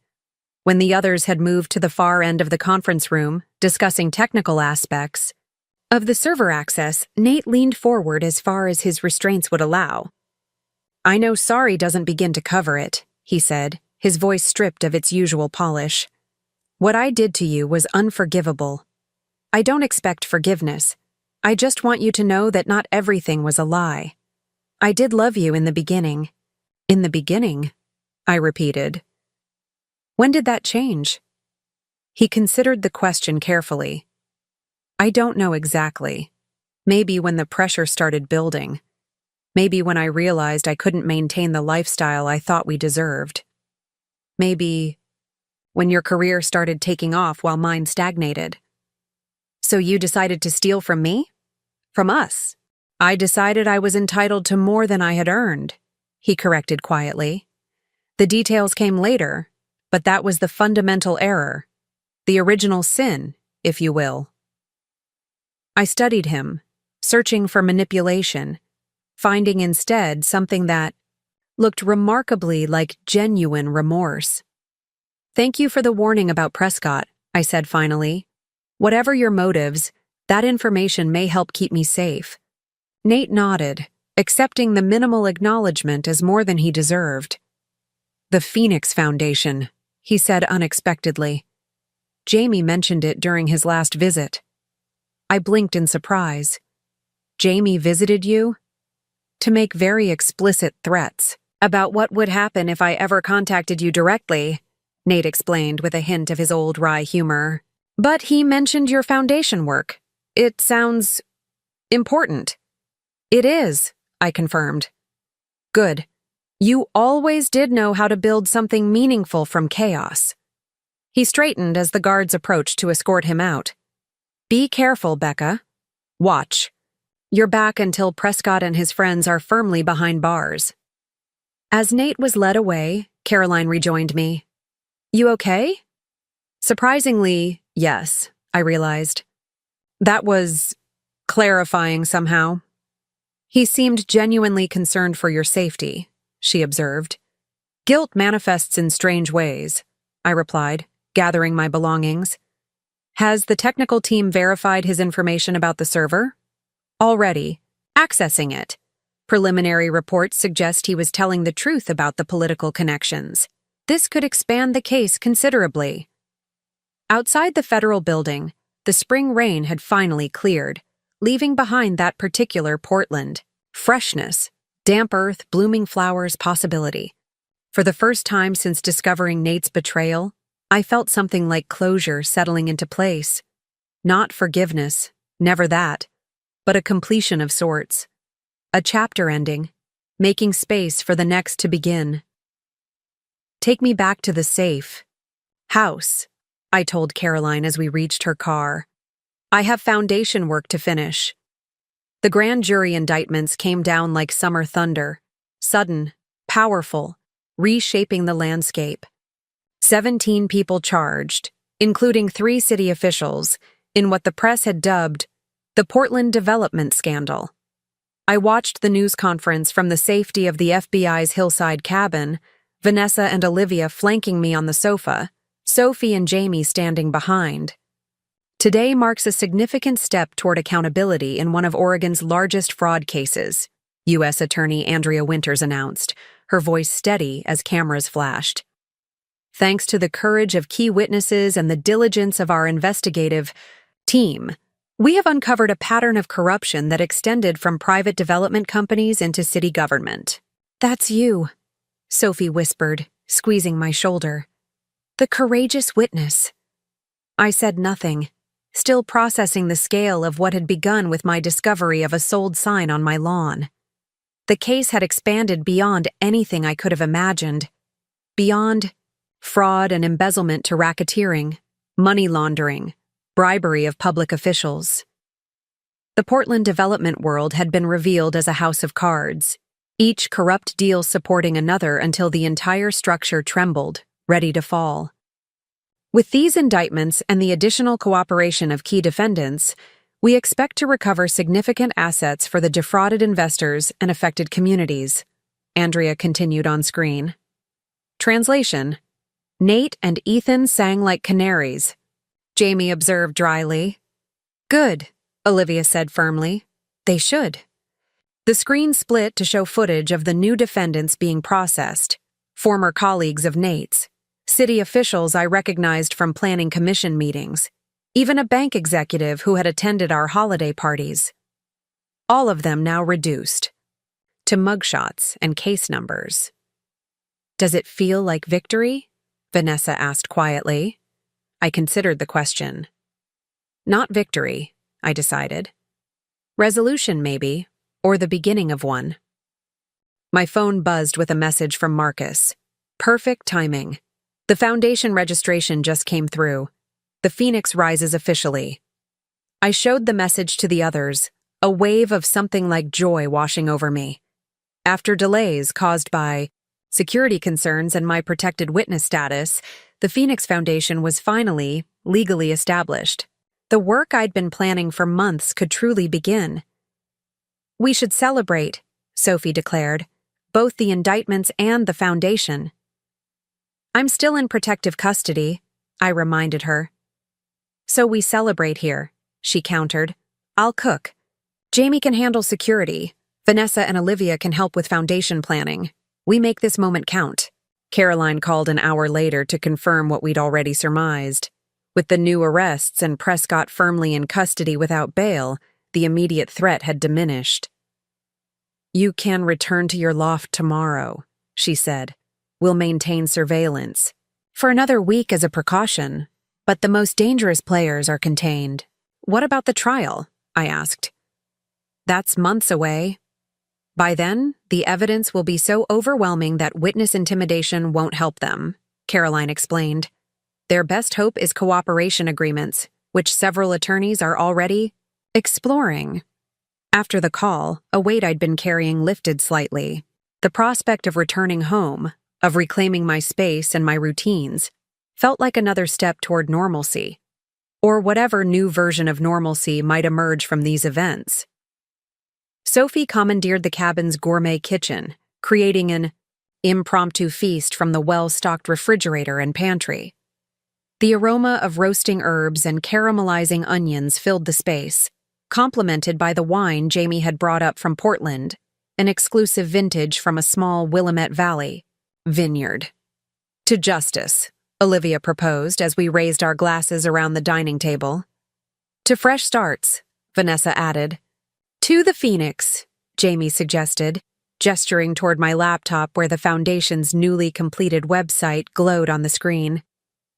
To all of it, I agreed, the wine warming me from within, and to all of you who made it possible. Later, as Sophie and Jamie cleared dishes and Vanessa made calls to confirm details for the Foundation's launch event, Olivia joined me on the cabin's expansive deck. The evening air carried the scent of pine and distant rain, the lights of Portland twinkling in the valley below. Do you ever wonder what would have happened if they'd succeeded? She asked, wrapping a borrowed sweater tighter around her shoulders. If they'd gotten away with it, I'd asked myself the same question many nights. I think about who I would have been, I admitted, waking up from surgery to discover everything gone, with no way to prove what happened. No deed in my name. No evidence trail. Just a husband insisting I was confused from medication, that we'd discussed it all, that my memory was faulty. Olivia nodded slowly. Gaslighting is the term, I believe. Exactly. I would have questioned myself, my memories, my perceptions, and with the physical vulnerability after surgery. I shuddered slightly. I would have been dependent on the very person who betrayed me. That's what makes what we're doing now so important, Olivia said, turning to face me fully. The Foundation will help women recognize these patterns before they lose everything, before they're at their most vulnerable. If we reach them in time, I noted, the scope of the challenge momentarily overwhelming. "We'll reach some," Olivia said firmly. "More than would have been reached otherwise. That's not nothing." From inside, Vanessa called for our attention. We returned to find her laptop open to a video call with Marcus, whose expression indicated good news. "The first asset recovery is complete," he announced without preamble. 15 million from Prescott's Cayman accounts, transferred directly to the restitution fund this morning. "That was fast," I remarked, surprised by the efficiency of a legal system I'd feared would move at glacial pace. "Prescott's attorney is pushing hard for a cooperation agreement," Marcus explained. "This transfer is gesture of good faith, essentially." "Will he get a deal?" Jamie asked, frowning at the prospect. "Not one he'll like," Marcus assured us. "But any agreement would include full disgorgement of assets and extensive cooperation against the remaining defendants." "What about our personal recoveries?" Olivia inquired, the practical accountant emerging. "The funds stolen directly from Becca and me?" "Those are prioritized in the restitution plan," Marcus confirmed.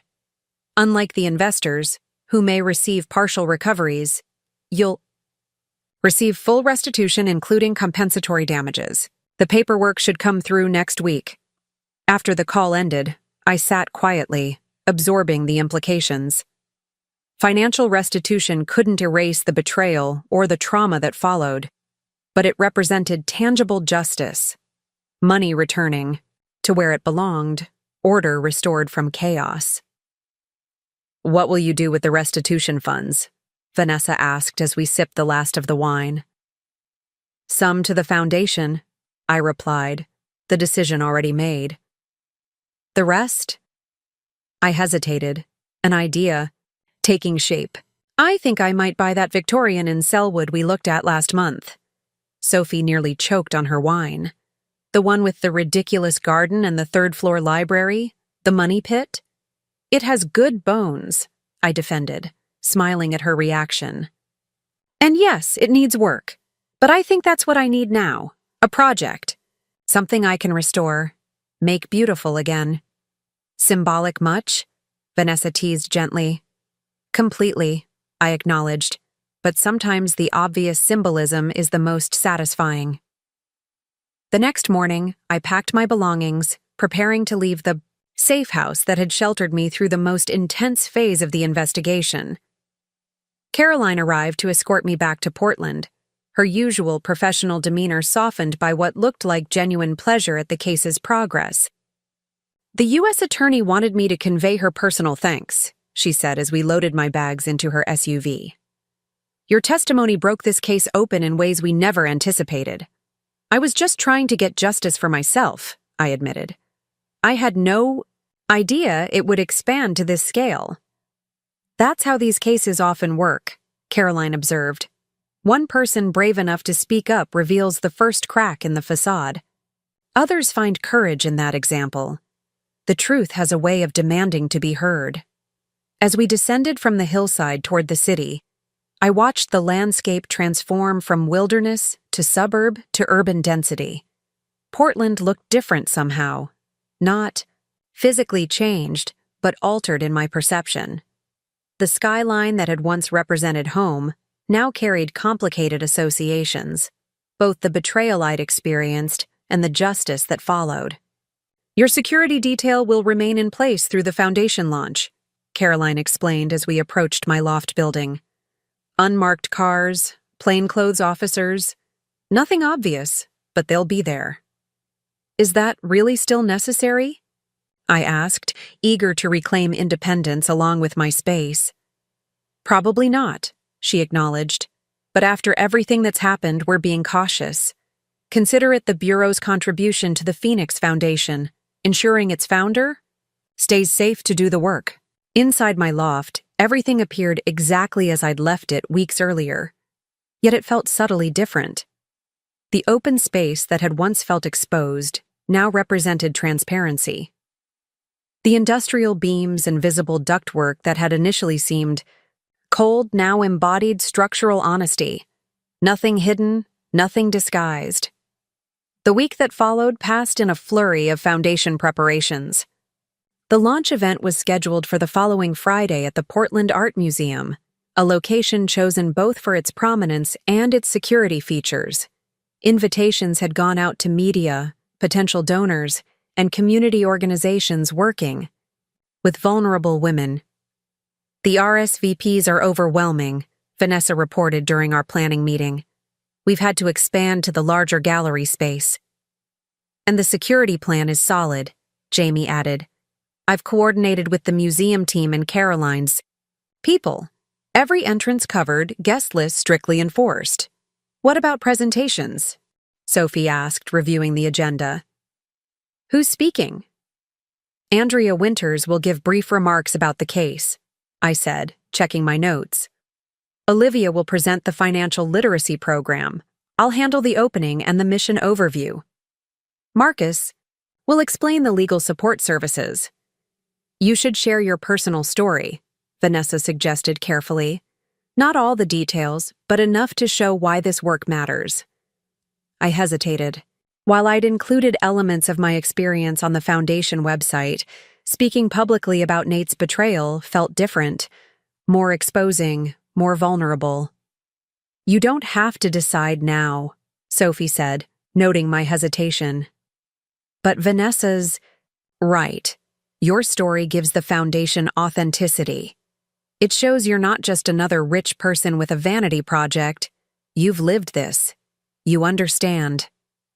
The day before the launch, I visited the Victorian house in Selwood, the one I'd half-jokingly mentioned buying. The real estate agent, carefully vetted by Jamie and briefed about my situation, met me with keys and disclosure documents. It needs work, she warned as we approached the wraparound porch. The inspection report was extensive. I've read it, I assured her. I'm prepared for a project. Inside, sunlight filtered through dusty stained glass, casting kaleidoscope patterns across worn hardwood floors. The kitchen was hopelessly outdated, the bathrooms barely functional. But the bones, the carefully crafted woodwork, the solid plaster walls, the sweeping staircase, were impeccable. The previous owners lived here for 50 years, the agent explained. Raised 4 children. It needs modernizing, but it's been loved.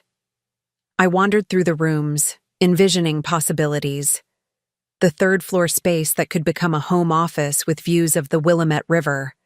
The garden overgrown but filled with heritage roses and mature fruit trees. The reading nook beneath the stairs where children had clearly measured their height in pencil marks over decades. I'll take it, I decided, standing in the center of what would become my bedroom. Full asking price, no contingencies. The agent blinked in surprise. Don't you want to negotiate? The repairs are part of what I'm buying, I finished. I want a house with history, with challenges to overcome. Something that needs restoration, but has a solid foundation. I'll prepare the offer immediately, she promised. That evening, I met Olivia for dinner at a quiet restaurant in the Pearl District, our final review before the Foundation launch. She arrived carrying architectural renderings, spreading them across the table as soon as we were seated. The contractor finished the plans for the resource center, she explained, pointing to detailed floor plans. First floor, intake offices, childcare space, community kitchen. Second floor, financial counseling, legal consultation rooms, training facilities. It's perfect. I studied the renderings of what would become the Phoenix Foundation's physical home, a converted warehouse in North Portland, purchased with seed funding from our personal restitution and grants secured through Marcus's connections. When can construction start? I asked, already visualizing women finding safety and support within those walls. 2 weeks, Olivia reported happily. Permits came through yesterday. We should be operational by fall.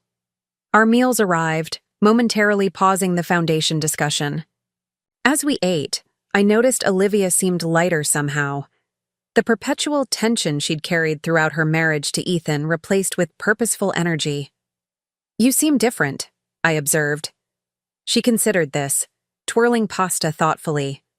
I am different. For 15 years, I sublimated myself to Ethan's needs, his ambitions.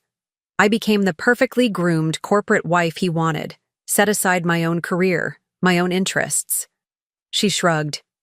Now I'm remembering who I was before him. Then the moment arrived. My turn. As I approached the podium, I felt the weight of all that had happened since that rainy day when I'd discovered the sold sign on my lawn. The betrayal, the discovery, the fight for justice, the rebuilding. The Phoenix Foundation was born from personal experience, I began, my voice steadier than expected. Last year, while I was undergoing surgery to remove a tumor, my husband of 12 years sold our home without my knowledge or consent.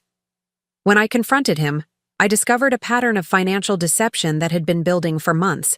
Forged signatures, fraudulent mortgages, hidden accounts. I paused, letting the reality of those words settle across the room. I was fortunate, I continued. I had resources many women don't. A supportive sister, friends with specialized skills, access to excellent legal counsel. I had evidence, documentation, and ultimately, a deed in my name alone that prevented the fraudulent sale from being completed. Looking out at the attentive faces, I saw something beyond sympathy. Recognition. Women who had experienced similar betrayals, who understood the unique devastation of financial abuse. The case expanded beyond my personal situation, I explained, revealing a pattern of fraud that reached into city government. But what began as one woman fighting for justice has become something larger, a commitment to ensuring other women have the resources to recognize financial abuse, escape its grasp, and rebuild their lives afterward.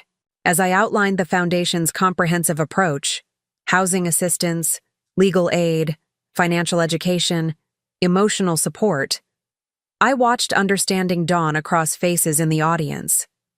This wasn't charity. It was systematic change. It wasn't pity, it was empowerment. The name Phoenix Foundation wasn't chosen lightly, I concluded. The phoenix rises from ashes, transformed. It doesn't deny the fire that nearly destroyed it. It incorporates that experience into its new being. That's what we offer, not just escape, not just survival, but transformation. The opportunity to build something new, something stronger, from the ashes of betrayal. The applause that followed felt like absolution, not for Nate or the others who had perpetrated fraud, but for me. For the shame I had initially felt at being deceived, for the vulnerability I had feared showing, for the lingering doubt that I could create meaning from such painful experience. The formal program concluded, transitioning to a reception where potential donors and partner organizations could learn more about specific programs. I found myself surrounded by well-wishers, supporters, and, most importantly, women sharing their own stories of financial manipulation and control. My ex-husband put everything in his brother's name, one woman confided.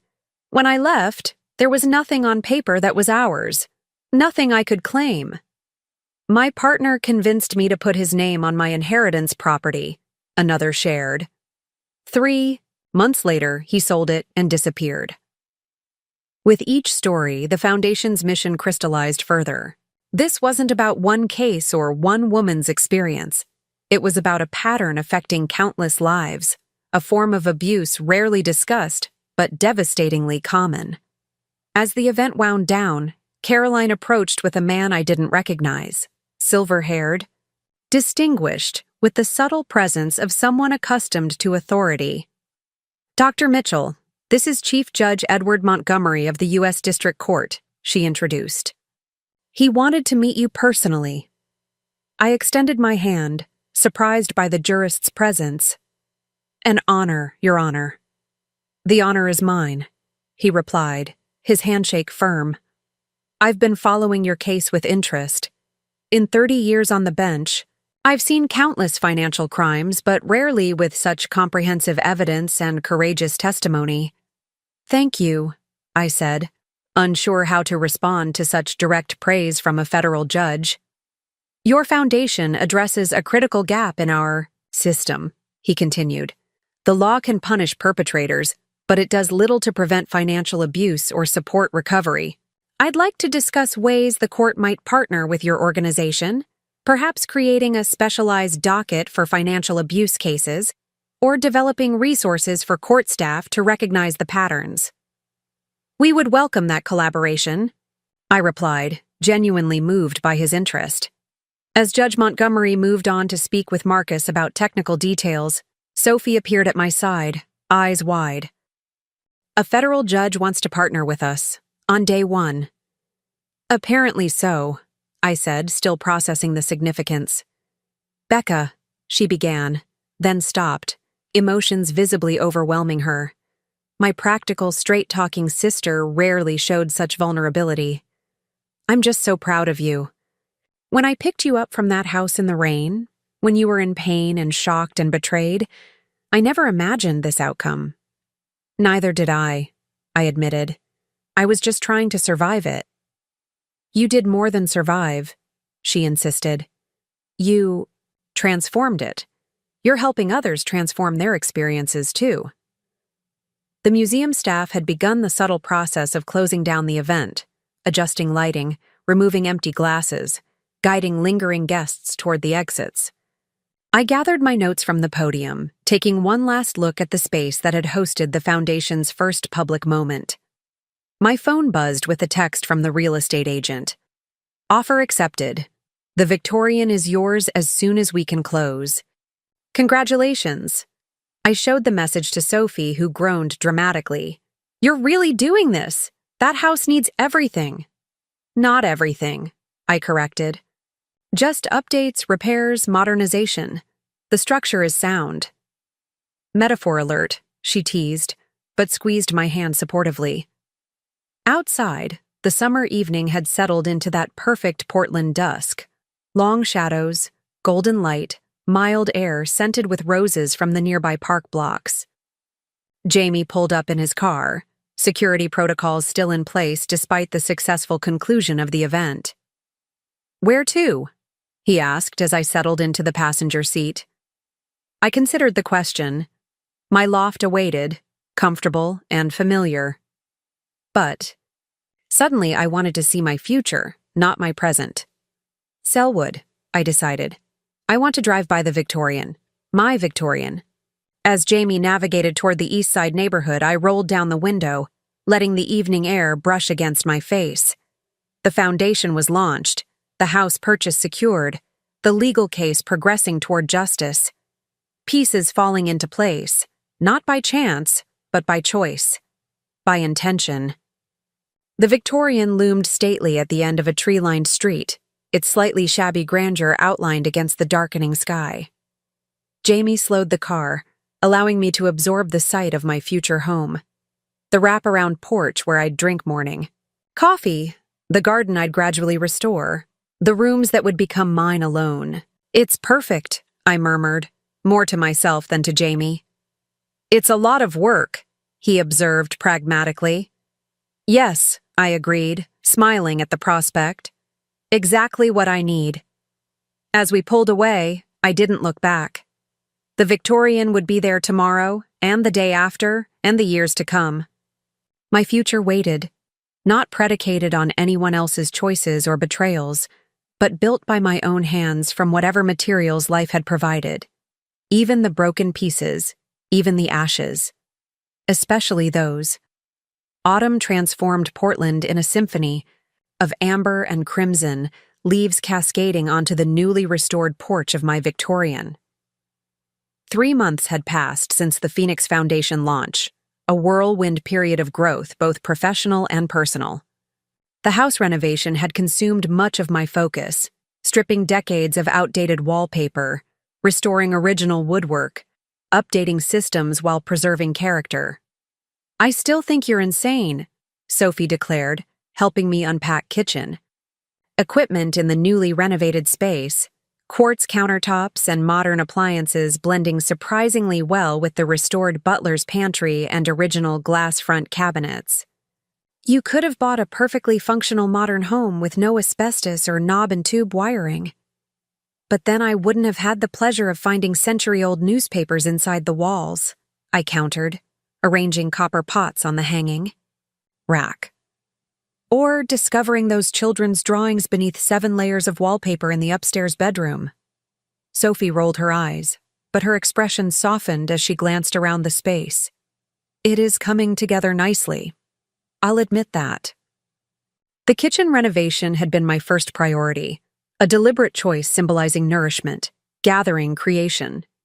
Next had come my bedroom suite, carved from 3 smaller rooms to create a sanctuary with a reading alcove overlooking the garden. The rest would follow in time. I was in no rush. The foundation office renovations are nearly complete too, I noted, checking my phone where the contractor had sent progress photos of the warehouse conversion. We should be able to move operations there next month. 2 major renovations simultaneously. Sophie shook her head. Only you would take on such massive projects while still recovering from surgery and testifying in high-profile federal cases. The work helps, I said simply. Concrete progress. Visible transformation. The doorbell interrupted our conversation.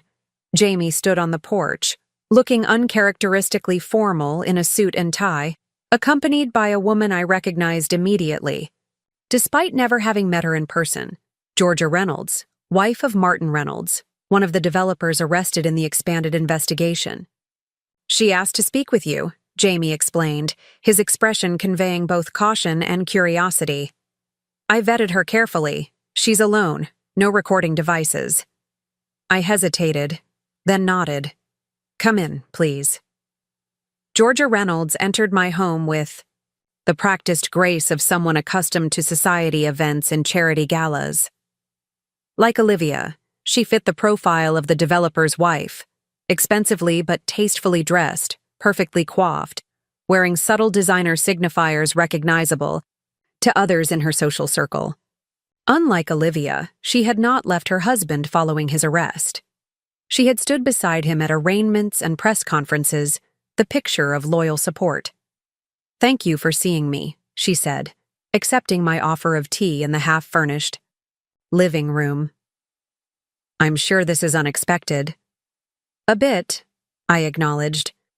How can I help you, Mrs. Reynolds? Georgia, please. She cupped her hands around the teacup, her wedding and engagement rings catching the afternoon light. I've been following your foundation's work, the financial literacy program in particular. I nodded, waiting for her to continue.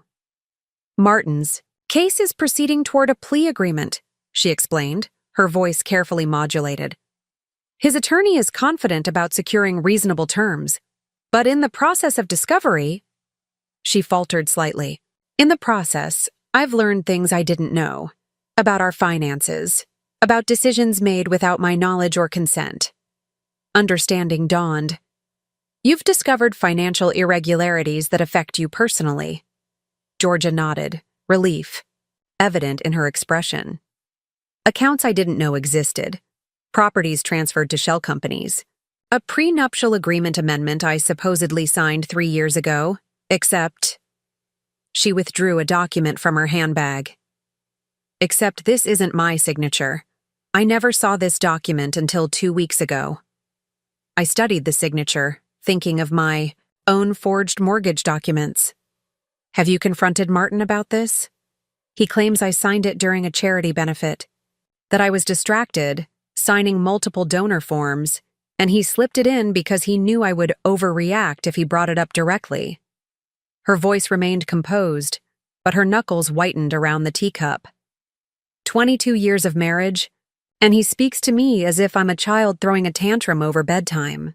Sophie had discreetly withdrawn to the kitchen, giving us privacy while remaining within earshot, a security precaution Jamie had insisted upon for any unexpected visitors. I'm not leaving Martin, Georgia said abruptly, as if anticipating my advice. That may seem incomprehensible to you, given your situation, but there are considerations beyond the financial betrayal, family connections, social standing, our children's well-being. I'm not here to judge your choices, I assured her. We all navigate these situations differently. She seemed to relax slightly.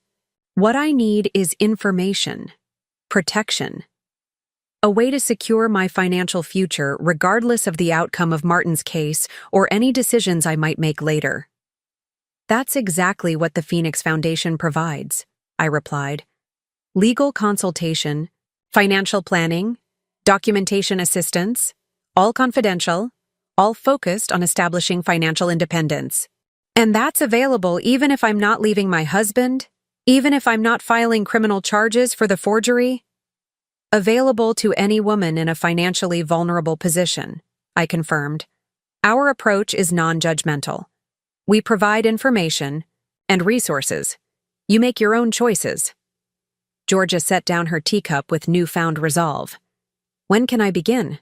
Before the plea agreement is finalized, I need to understand exactly what assets exist, what I'm legally entitled to, what protections I can put in place.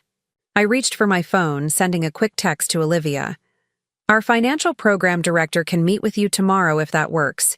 She has personal experience with similar situations. The former Mrs. Walters, Georgia noted.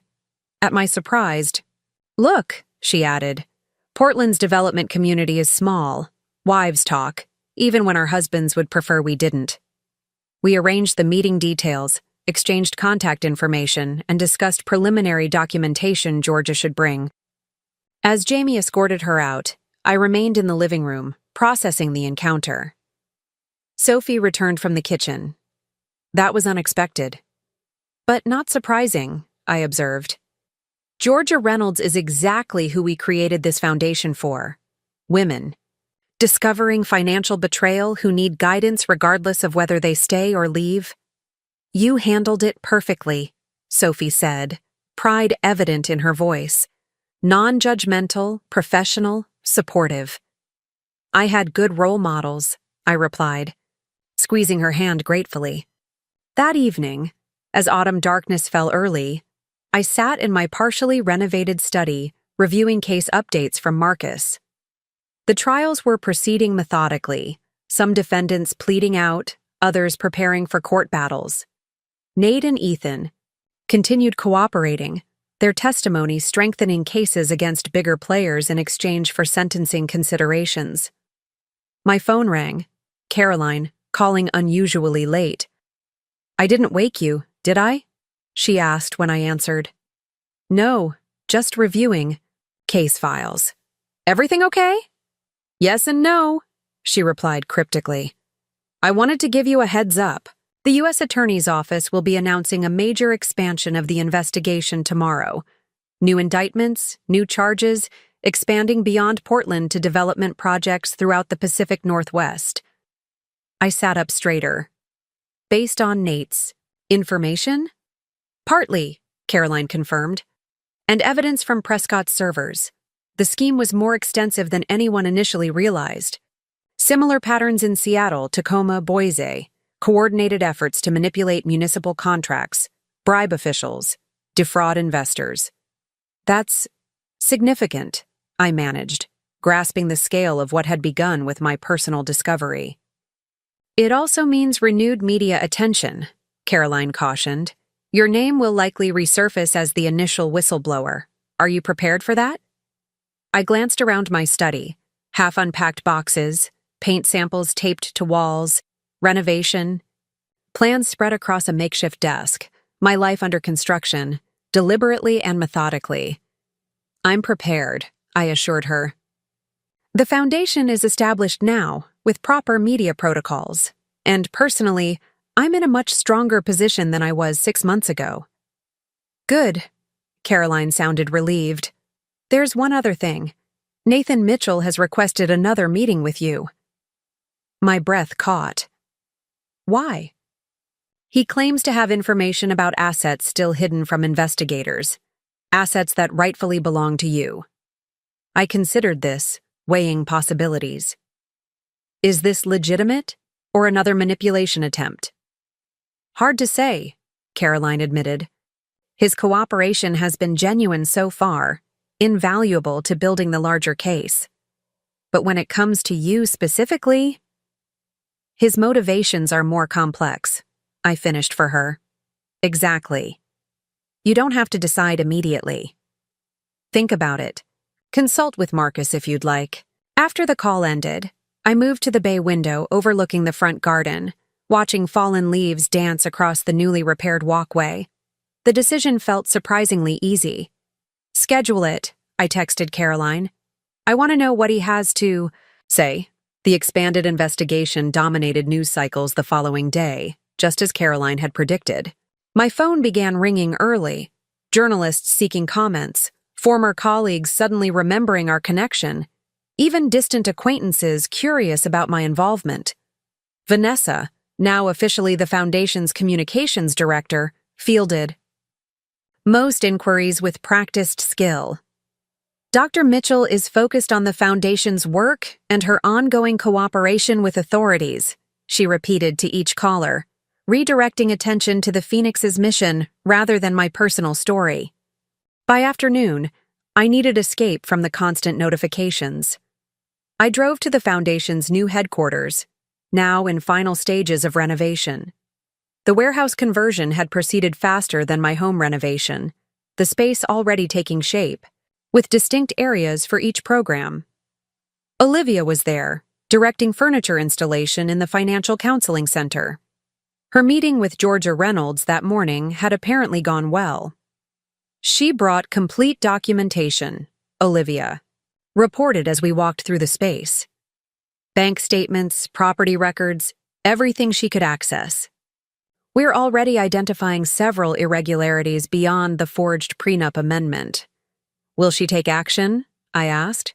She's starting cautiously. Separate accounts, asset documentation, legal consultation. Not confronting Martin directly yet, but quietly securing her position. Olivia smiled slightly. Exactly what I wish I'd done years ago before things reached crisis point with Ethan.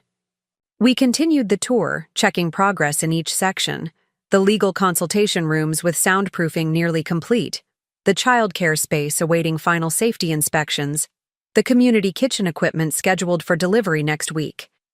We'll be operational ahead of schedule, Olivia noted with satisfaction.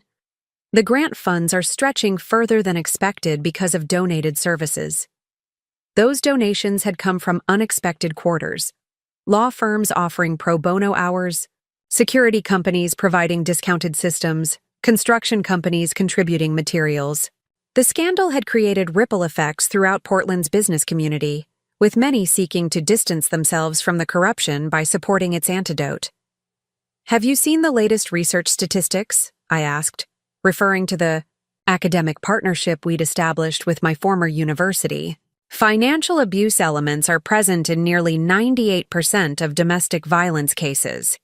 It's even more prevalent than we initially believed. Which makes this work even more essential, Olivia agreed. I've scheduled another training session for domestic violence shelter staff next month. The more they understand the financial components, the more effectively they can help clients achieve lasting independence. My phone buzzed with a message from Marcus. Meeting with NM arranged for tomorrow, 10 a.m. Federal Building. Same security protocols as last time. Call me to discuss strategy.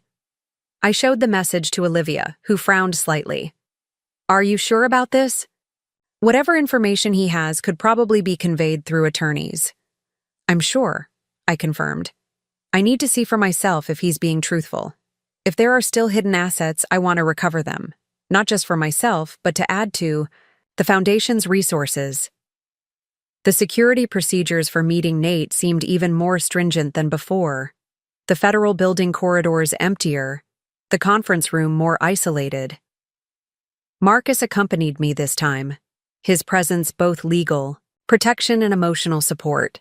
Remember, you're not obligated to continue the conversation if it becomes manipulative or unproductive, he reminded me as we waited. At any point, you can end the meeting. Nate looked marginally better than during our previous encounter. Prison. Pallor replaced with a slight tan from outdoor work detail, hair neatly trimmed, eyes clearer. The standard jumpsuit remained, as did the handcuffs, a visible reminder of his current reality. "Thank you for coming," he began, nodding acknowledgement. "DeMarcus, I wasn't sure you would. I'm told you have information about hidden assets," I replied, keeping my tone businesslike. "Assets that belong to me." "Yes?" He glanced at the federal attorney present, then back to me. "As part of my ongoing cooperation, I've been working with investigators to trace all funds from our various projects. Most have been identified and frozen for restitution, but there's one account I haven't disclosed yet." The federal attorney leaned forward.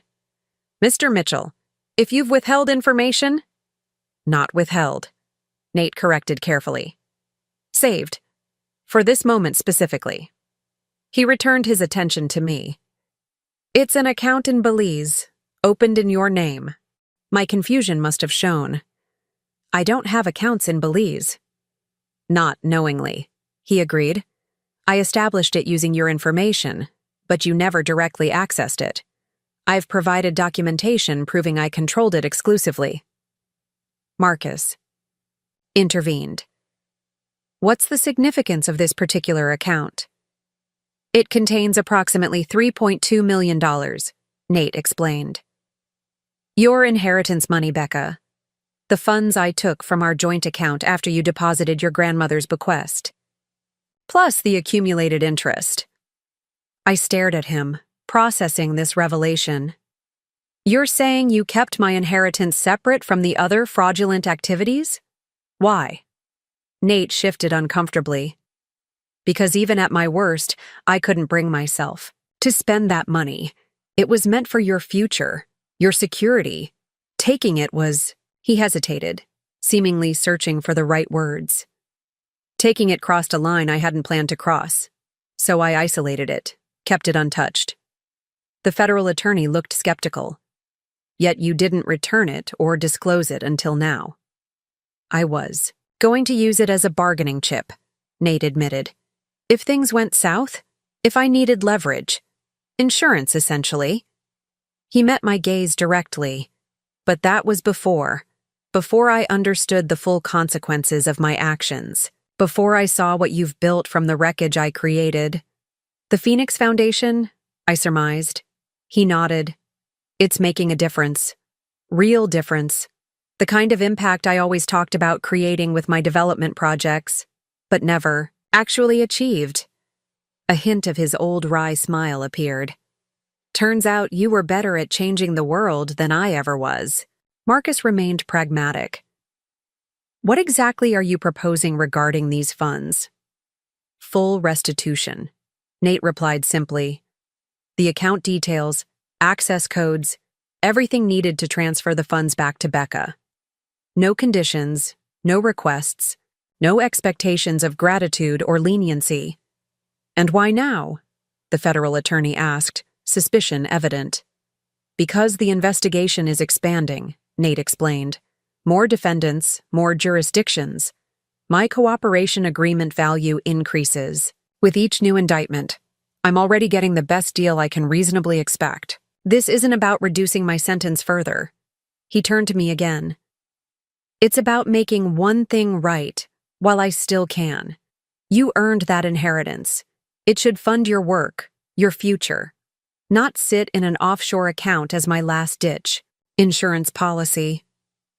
My emotions were complicated, anger at the original theft still present, but tempered by something unexpected. Not forgiveness exactly, but recognition of a human attempt, however belated, to repair one small piece of extensive damage.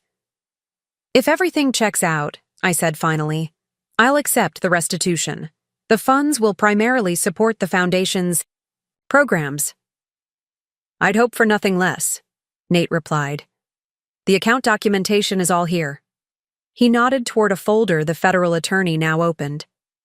Complete transaction history proving the money's source and confirming it remained untouched after deposit. The meeting concluded with technical details, transfer procedures, verification processes, timeline expectations. As guards prepared to escort Nate back to his cell, he paused. "One more thing," he said. addressing me directly. I heard about your Victorian renovation. Jamie mentioned it during his last intimidation visit. I raised an eyebrow, surprised both by Jamie's continued prison visits and Nate's knowledge of my new home. Check the attic access in the upstairs hallway, Nate continued. Old Victorians like that often have hidden compartments built into the walls. Previous owners might have left something interesting. With that cryptic suggestion, he was led away, leaving me to exchange bemused glances with Marcus.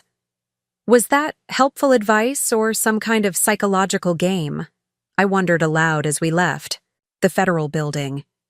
With Nate, it could be either, Marcus observed, or both simultaneously. The autumn afternoon had turned gusty, leaves swirling across the courthouse steps as we descended. The expanded investigation announcement had drawn media attention. Several reporters lingered near the entrance, perhaps hoping to glimpse key witnesses or prosecutors. "Keep walking," Marcus murmured. "My car's just across the plaza." We had nearly reached the vehicle when a voice called out behind us. "Dr. Mitchell, a comment on today's new indictments?" I turned reflexively, recognizing the reporter from a local news station. Before I could respond with Vanessa's carefully crafted statement, a more urgent voice cut through the plaza. "Rebecca."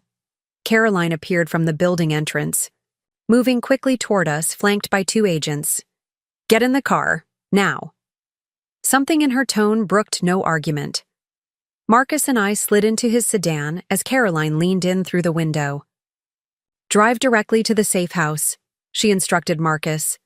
"Do not stop. Do not return to your home or office. I'll call with details once you're secure." "What's happening?" I asked, alarm rising as Marcus pulled away from the curb. "Threat intercept," Caroline replied tersely. "Possibly credible. Take precautions." As we merged into traffic, I glanced back to see Caroline already on her phone, the Federal Building receding behind us. Marcus drove with focused intensity, checking mirrors frequently, taking an indirect route that suggested counter-surveillance training. "Do you think this is related to the expanded indictments?" I asked, trying to make sense of the sudden security escalation. "Likely," Marcus confirmed grimly. "More defendants means more potential threats. Caroline wouldn't react this way to a general concern." The safe house, the same modernist cabin that had sheltered me during earlier phases of the investigation, looked unchanged as we approached. Federal agents discreetly positioned around the perimeter suggested the threat level remained significant. Inside, the space held an eerie familiarity. The same furniture, the same mountain views, the same sense of displacement at a moment of progress. History repeating, but with crucial differences. This time, I arrived not as a recently betrayed wife still healing from surgery, but as the founder of an established foundation, a key witness in a major federal investigation, a woman rebuilding on her own terms. Caroline called an hour later, her voice carefully controlled. "We intercepted communications between associates of several defendants," she explained. "Specific references to targeting witnesses, with your name mentioned prominently." "Credible threat?" Marcus asked, his legal training evident in his precise questioning. "Credible enough to warrant protection," Caroline confirmed. "We've made 2 arrests already, but until we're certain we've contained the entire threat network, we're maintaining security protocols." "For how long?" I asked, calculating foundation commitments, renovation schedules, personal obligations. "A few days at minimum," Caroline replied. "I've already briefed Vanessa and Olivia. Foundation operations continue under enhanced security. Your home renovation team has been temporarily cleared from the property, with security monitoring in place." After the call ended, I paced the cabin's living room, frustration building. Each time I established momentum, created progress, moved forward. Another security threat, another disruption, another reminder that the case continued to shape my life in ways beyond my control. "This is different from last time," Marcus observed, accurately reading my expression. "Last time, the threats caught us by surprise. This time, we intercepted them before they materialized. That's progress.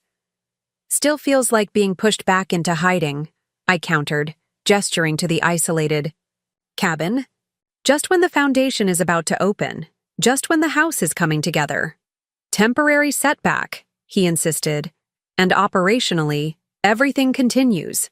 Vanessa and Olivia are fully capable of managing day-to-day foundation matters. The renovation team will resume work as soon as security clears them. This is an inconvenience, not a derailment. His pragmatism helped reframe my perspective. This wasn't Nate controlling my movements through deception and manipulation. This was a calculated security measure, implemented transparently, with my full knowledge and consent. Not victimhood, but prudent protection.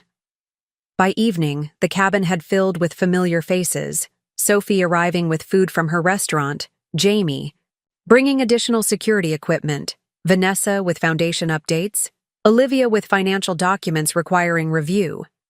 The isolated safe house transformed into a temporary command center, the enforced pause becoming productive strategy time.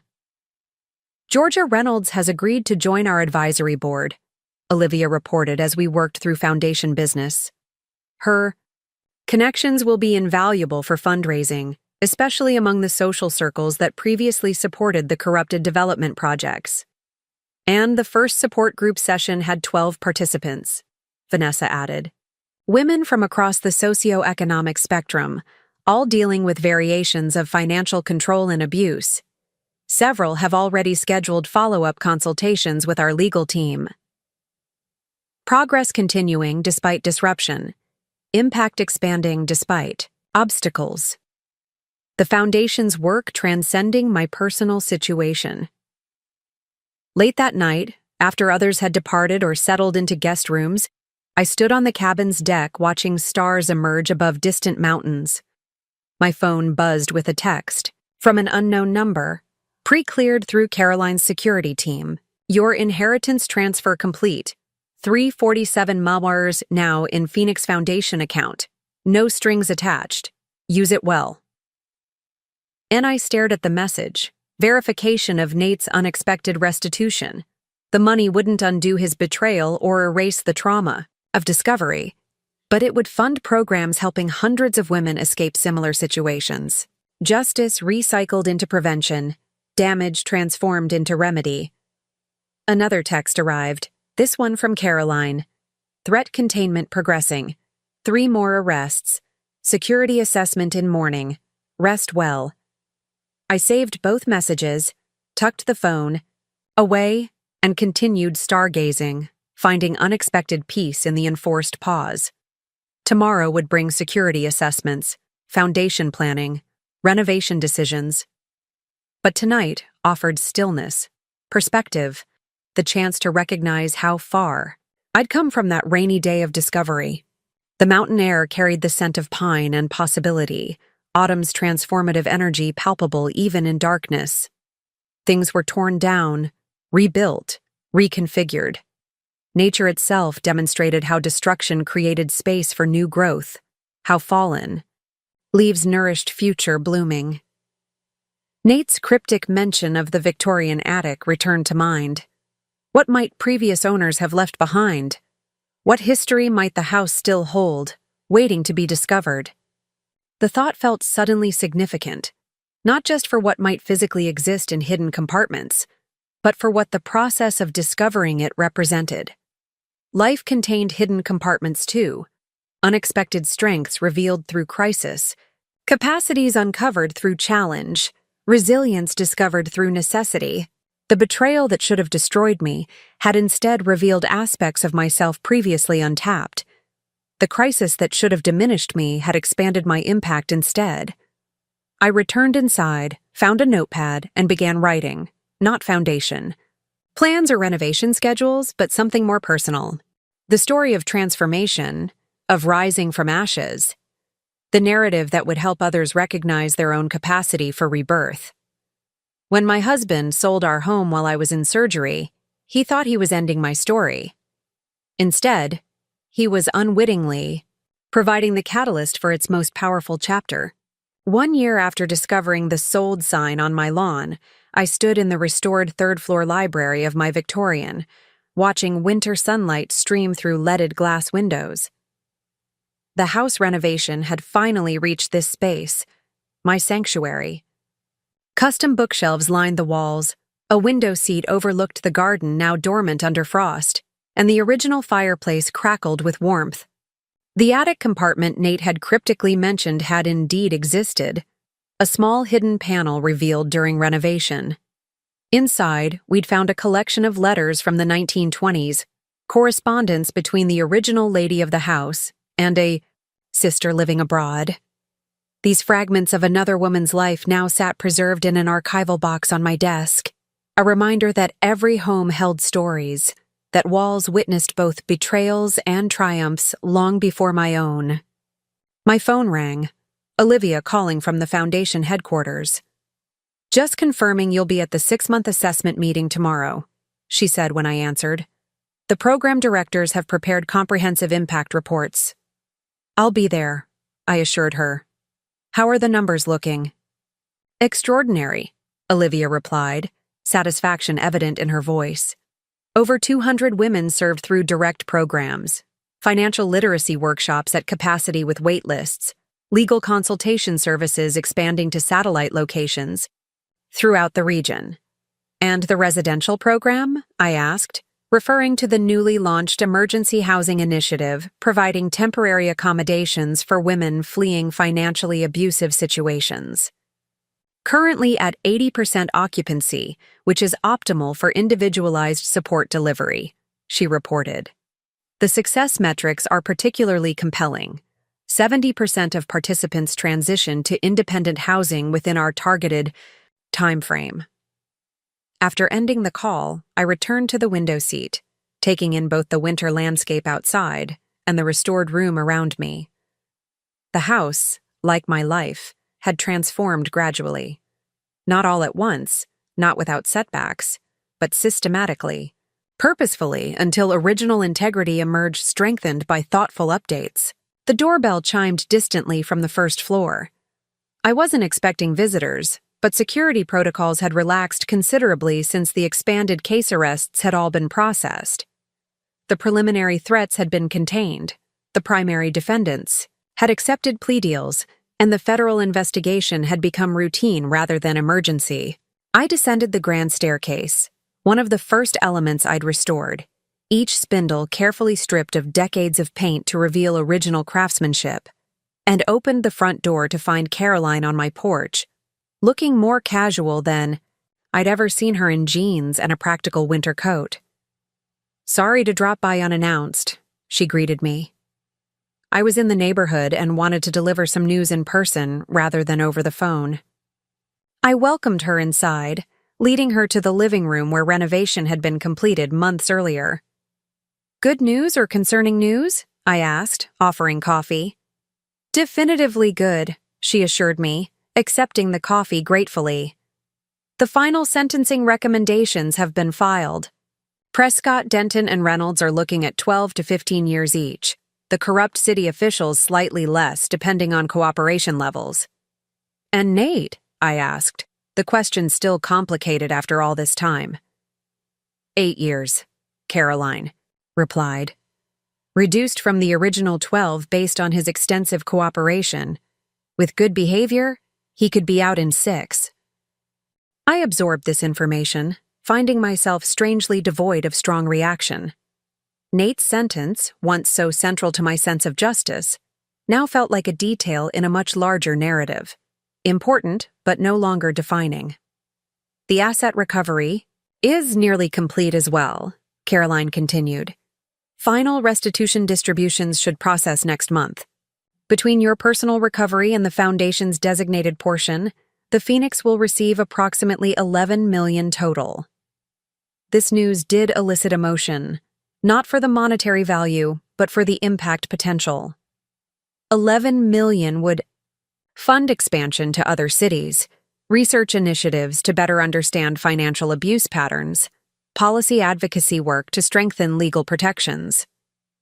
"The Foundation board meeting to determine fund allocation is next week," I told her. We're prioritizing prevention programs and rural outreach. Caroline nodded approvingly. I've been referring cases your way.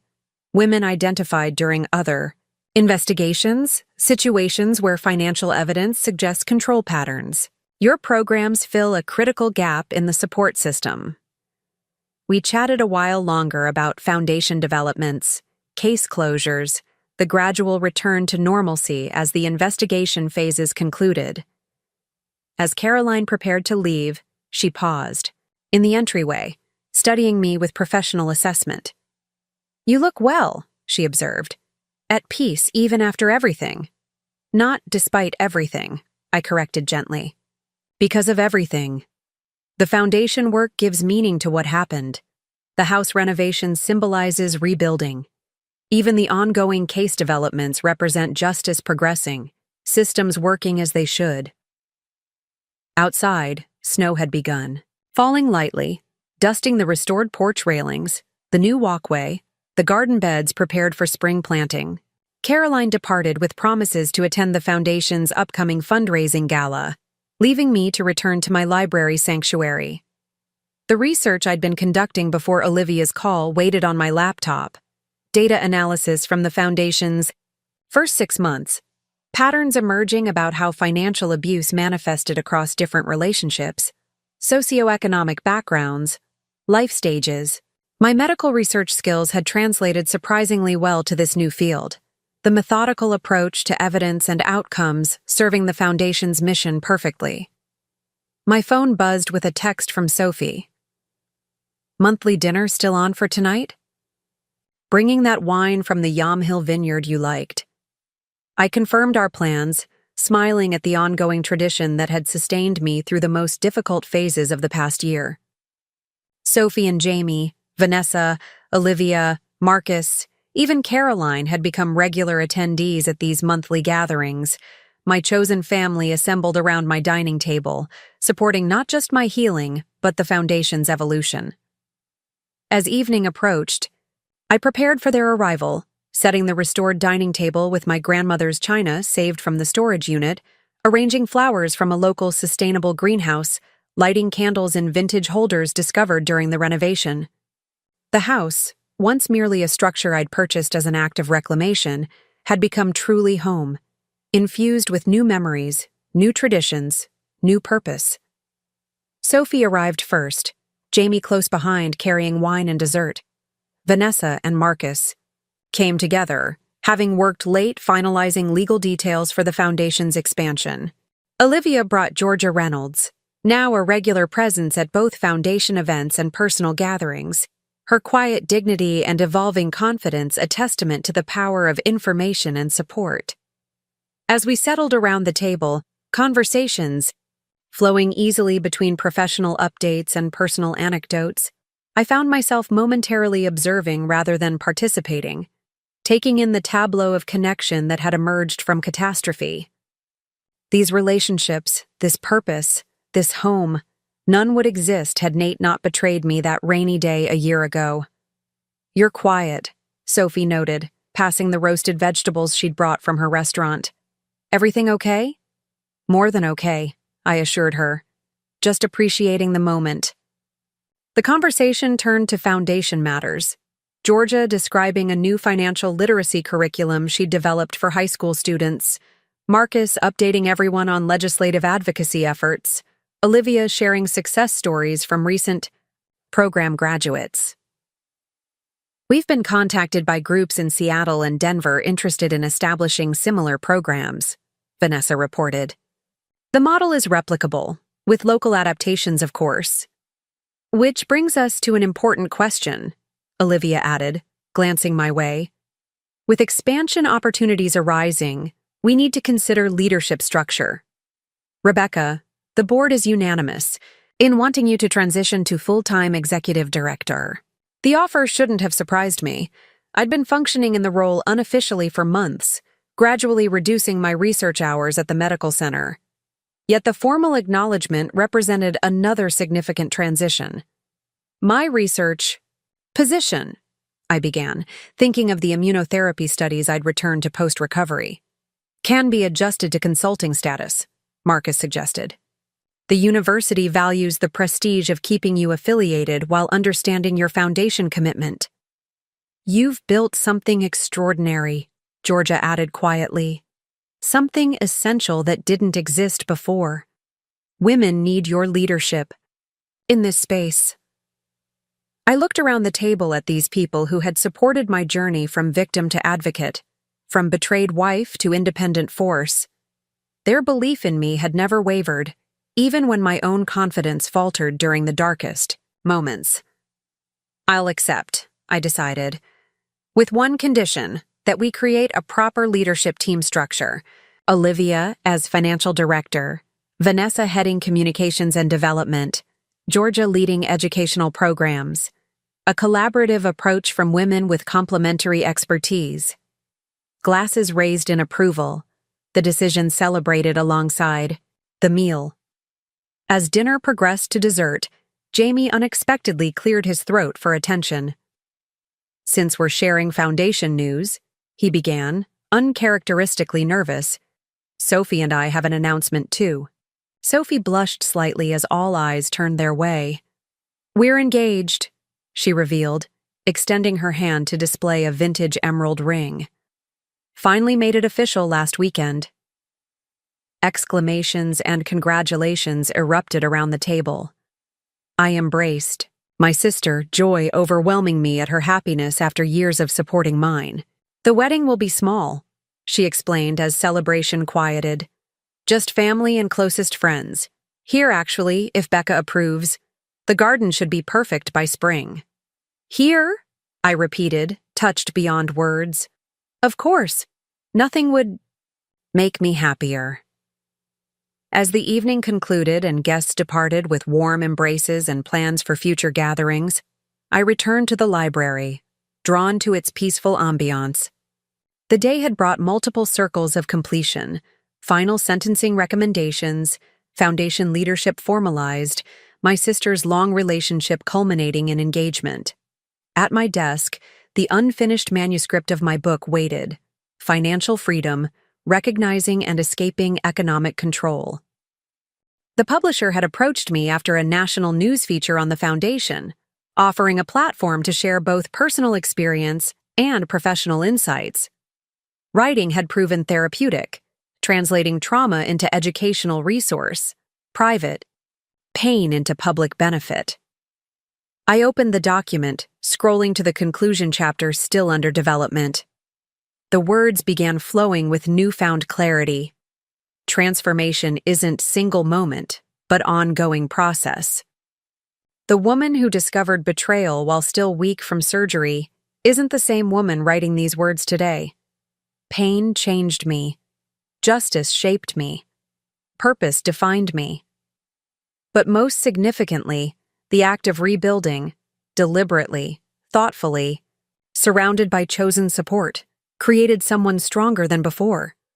When my husband sold our home while I was in surgery, he believed he was executing power over me. In reality, he was unwittingly catalyzing my power within. The structures we believe define us, marriages, homes, financial arrangements, may prove more fragile than we imagined. But our capacity to recover, to rebuild on foundations of truth and integrity, proves more resilient than any betrayal. I paused, considering the journey from that first shocking discovery to this moment of peace and purpose. The Phoenix Foundation now helped hundreds of women recognize financial abuse, escape controlling relationships, establish independence. My Victorian home stood restored and filled with new warmth. My medical research continued in modified capacity, cancer patients benefiting from protocols I'd helped develop. None of this erased what Nate had done. The betrayal remained historical fact, the violation of trust a reality that had shaped me. But its power to define me had diminished with each deliberate choice to transform damage into purpose, to recycle pain into prevention for others. Outside, snow continued falling gently, transforming the landscape with quiet persistence. Inside, firelight cast warm shadows across restored woodwork, illuminating the space I had claimed and healed. the contrast felt poetically appropriate. Cold, reality outside, hard-won warmth within. Both necessary, both beautiful in their way. I returned to writing, narrative flowing with restored clarity. The phoenix rises not by forgetting the fire, but by incorporating it. Ash becoming part of new feathers, the experience of burning informing the miracle of flight. We rise not, despite our wounds, but with them, transformed not by erasure of pain, but by its integration into our stronger, wiser selves. Up next, you've got 2 more standout stories right on your screen. If this one hit the mark, you won't want to pass. These up. Just click and check them out.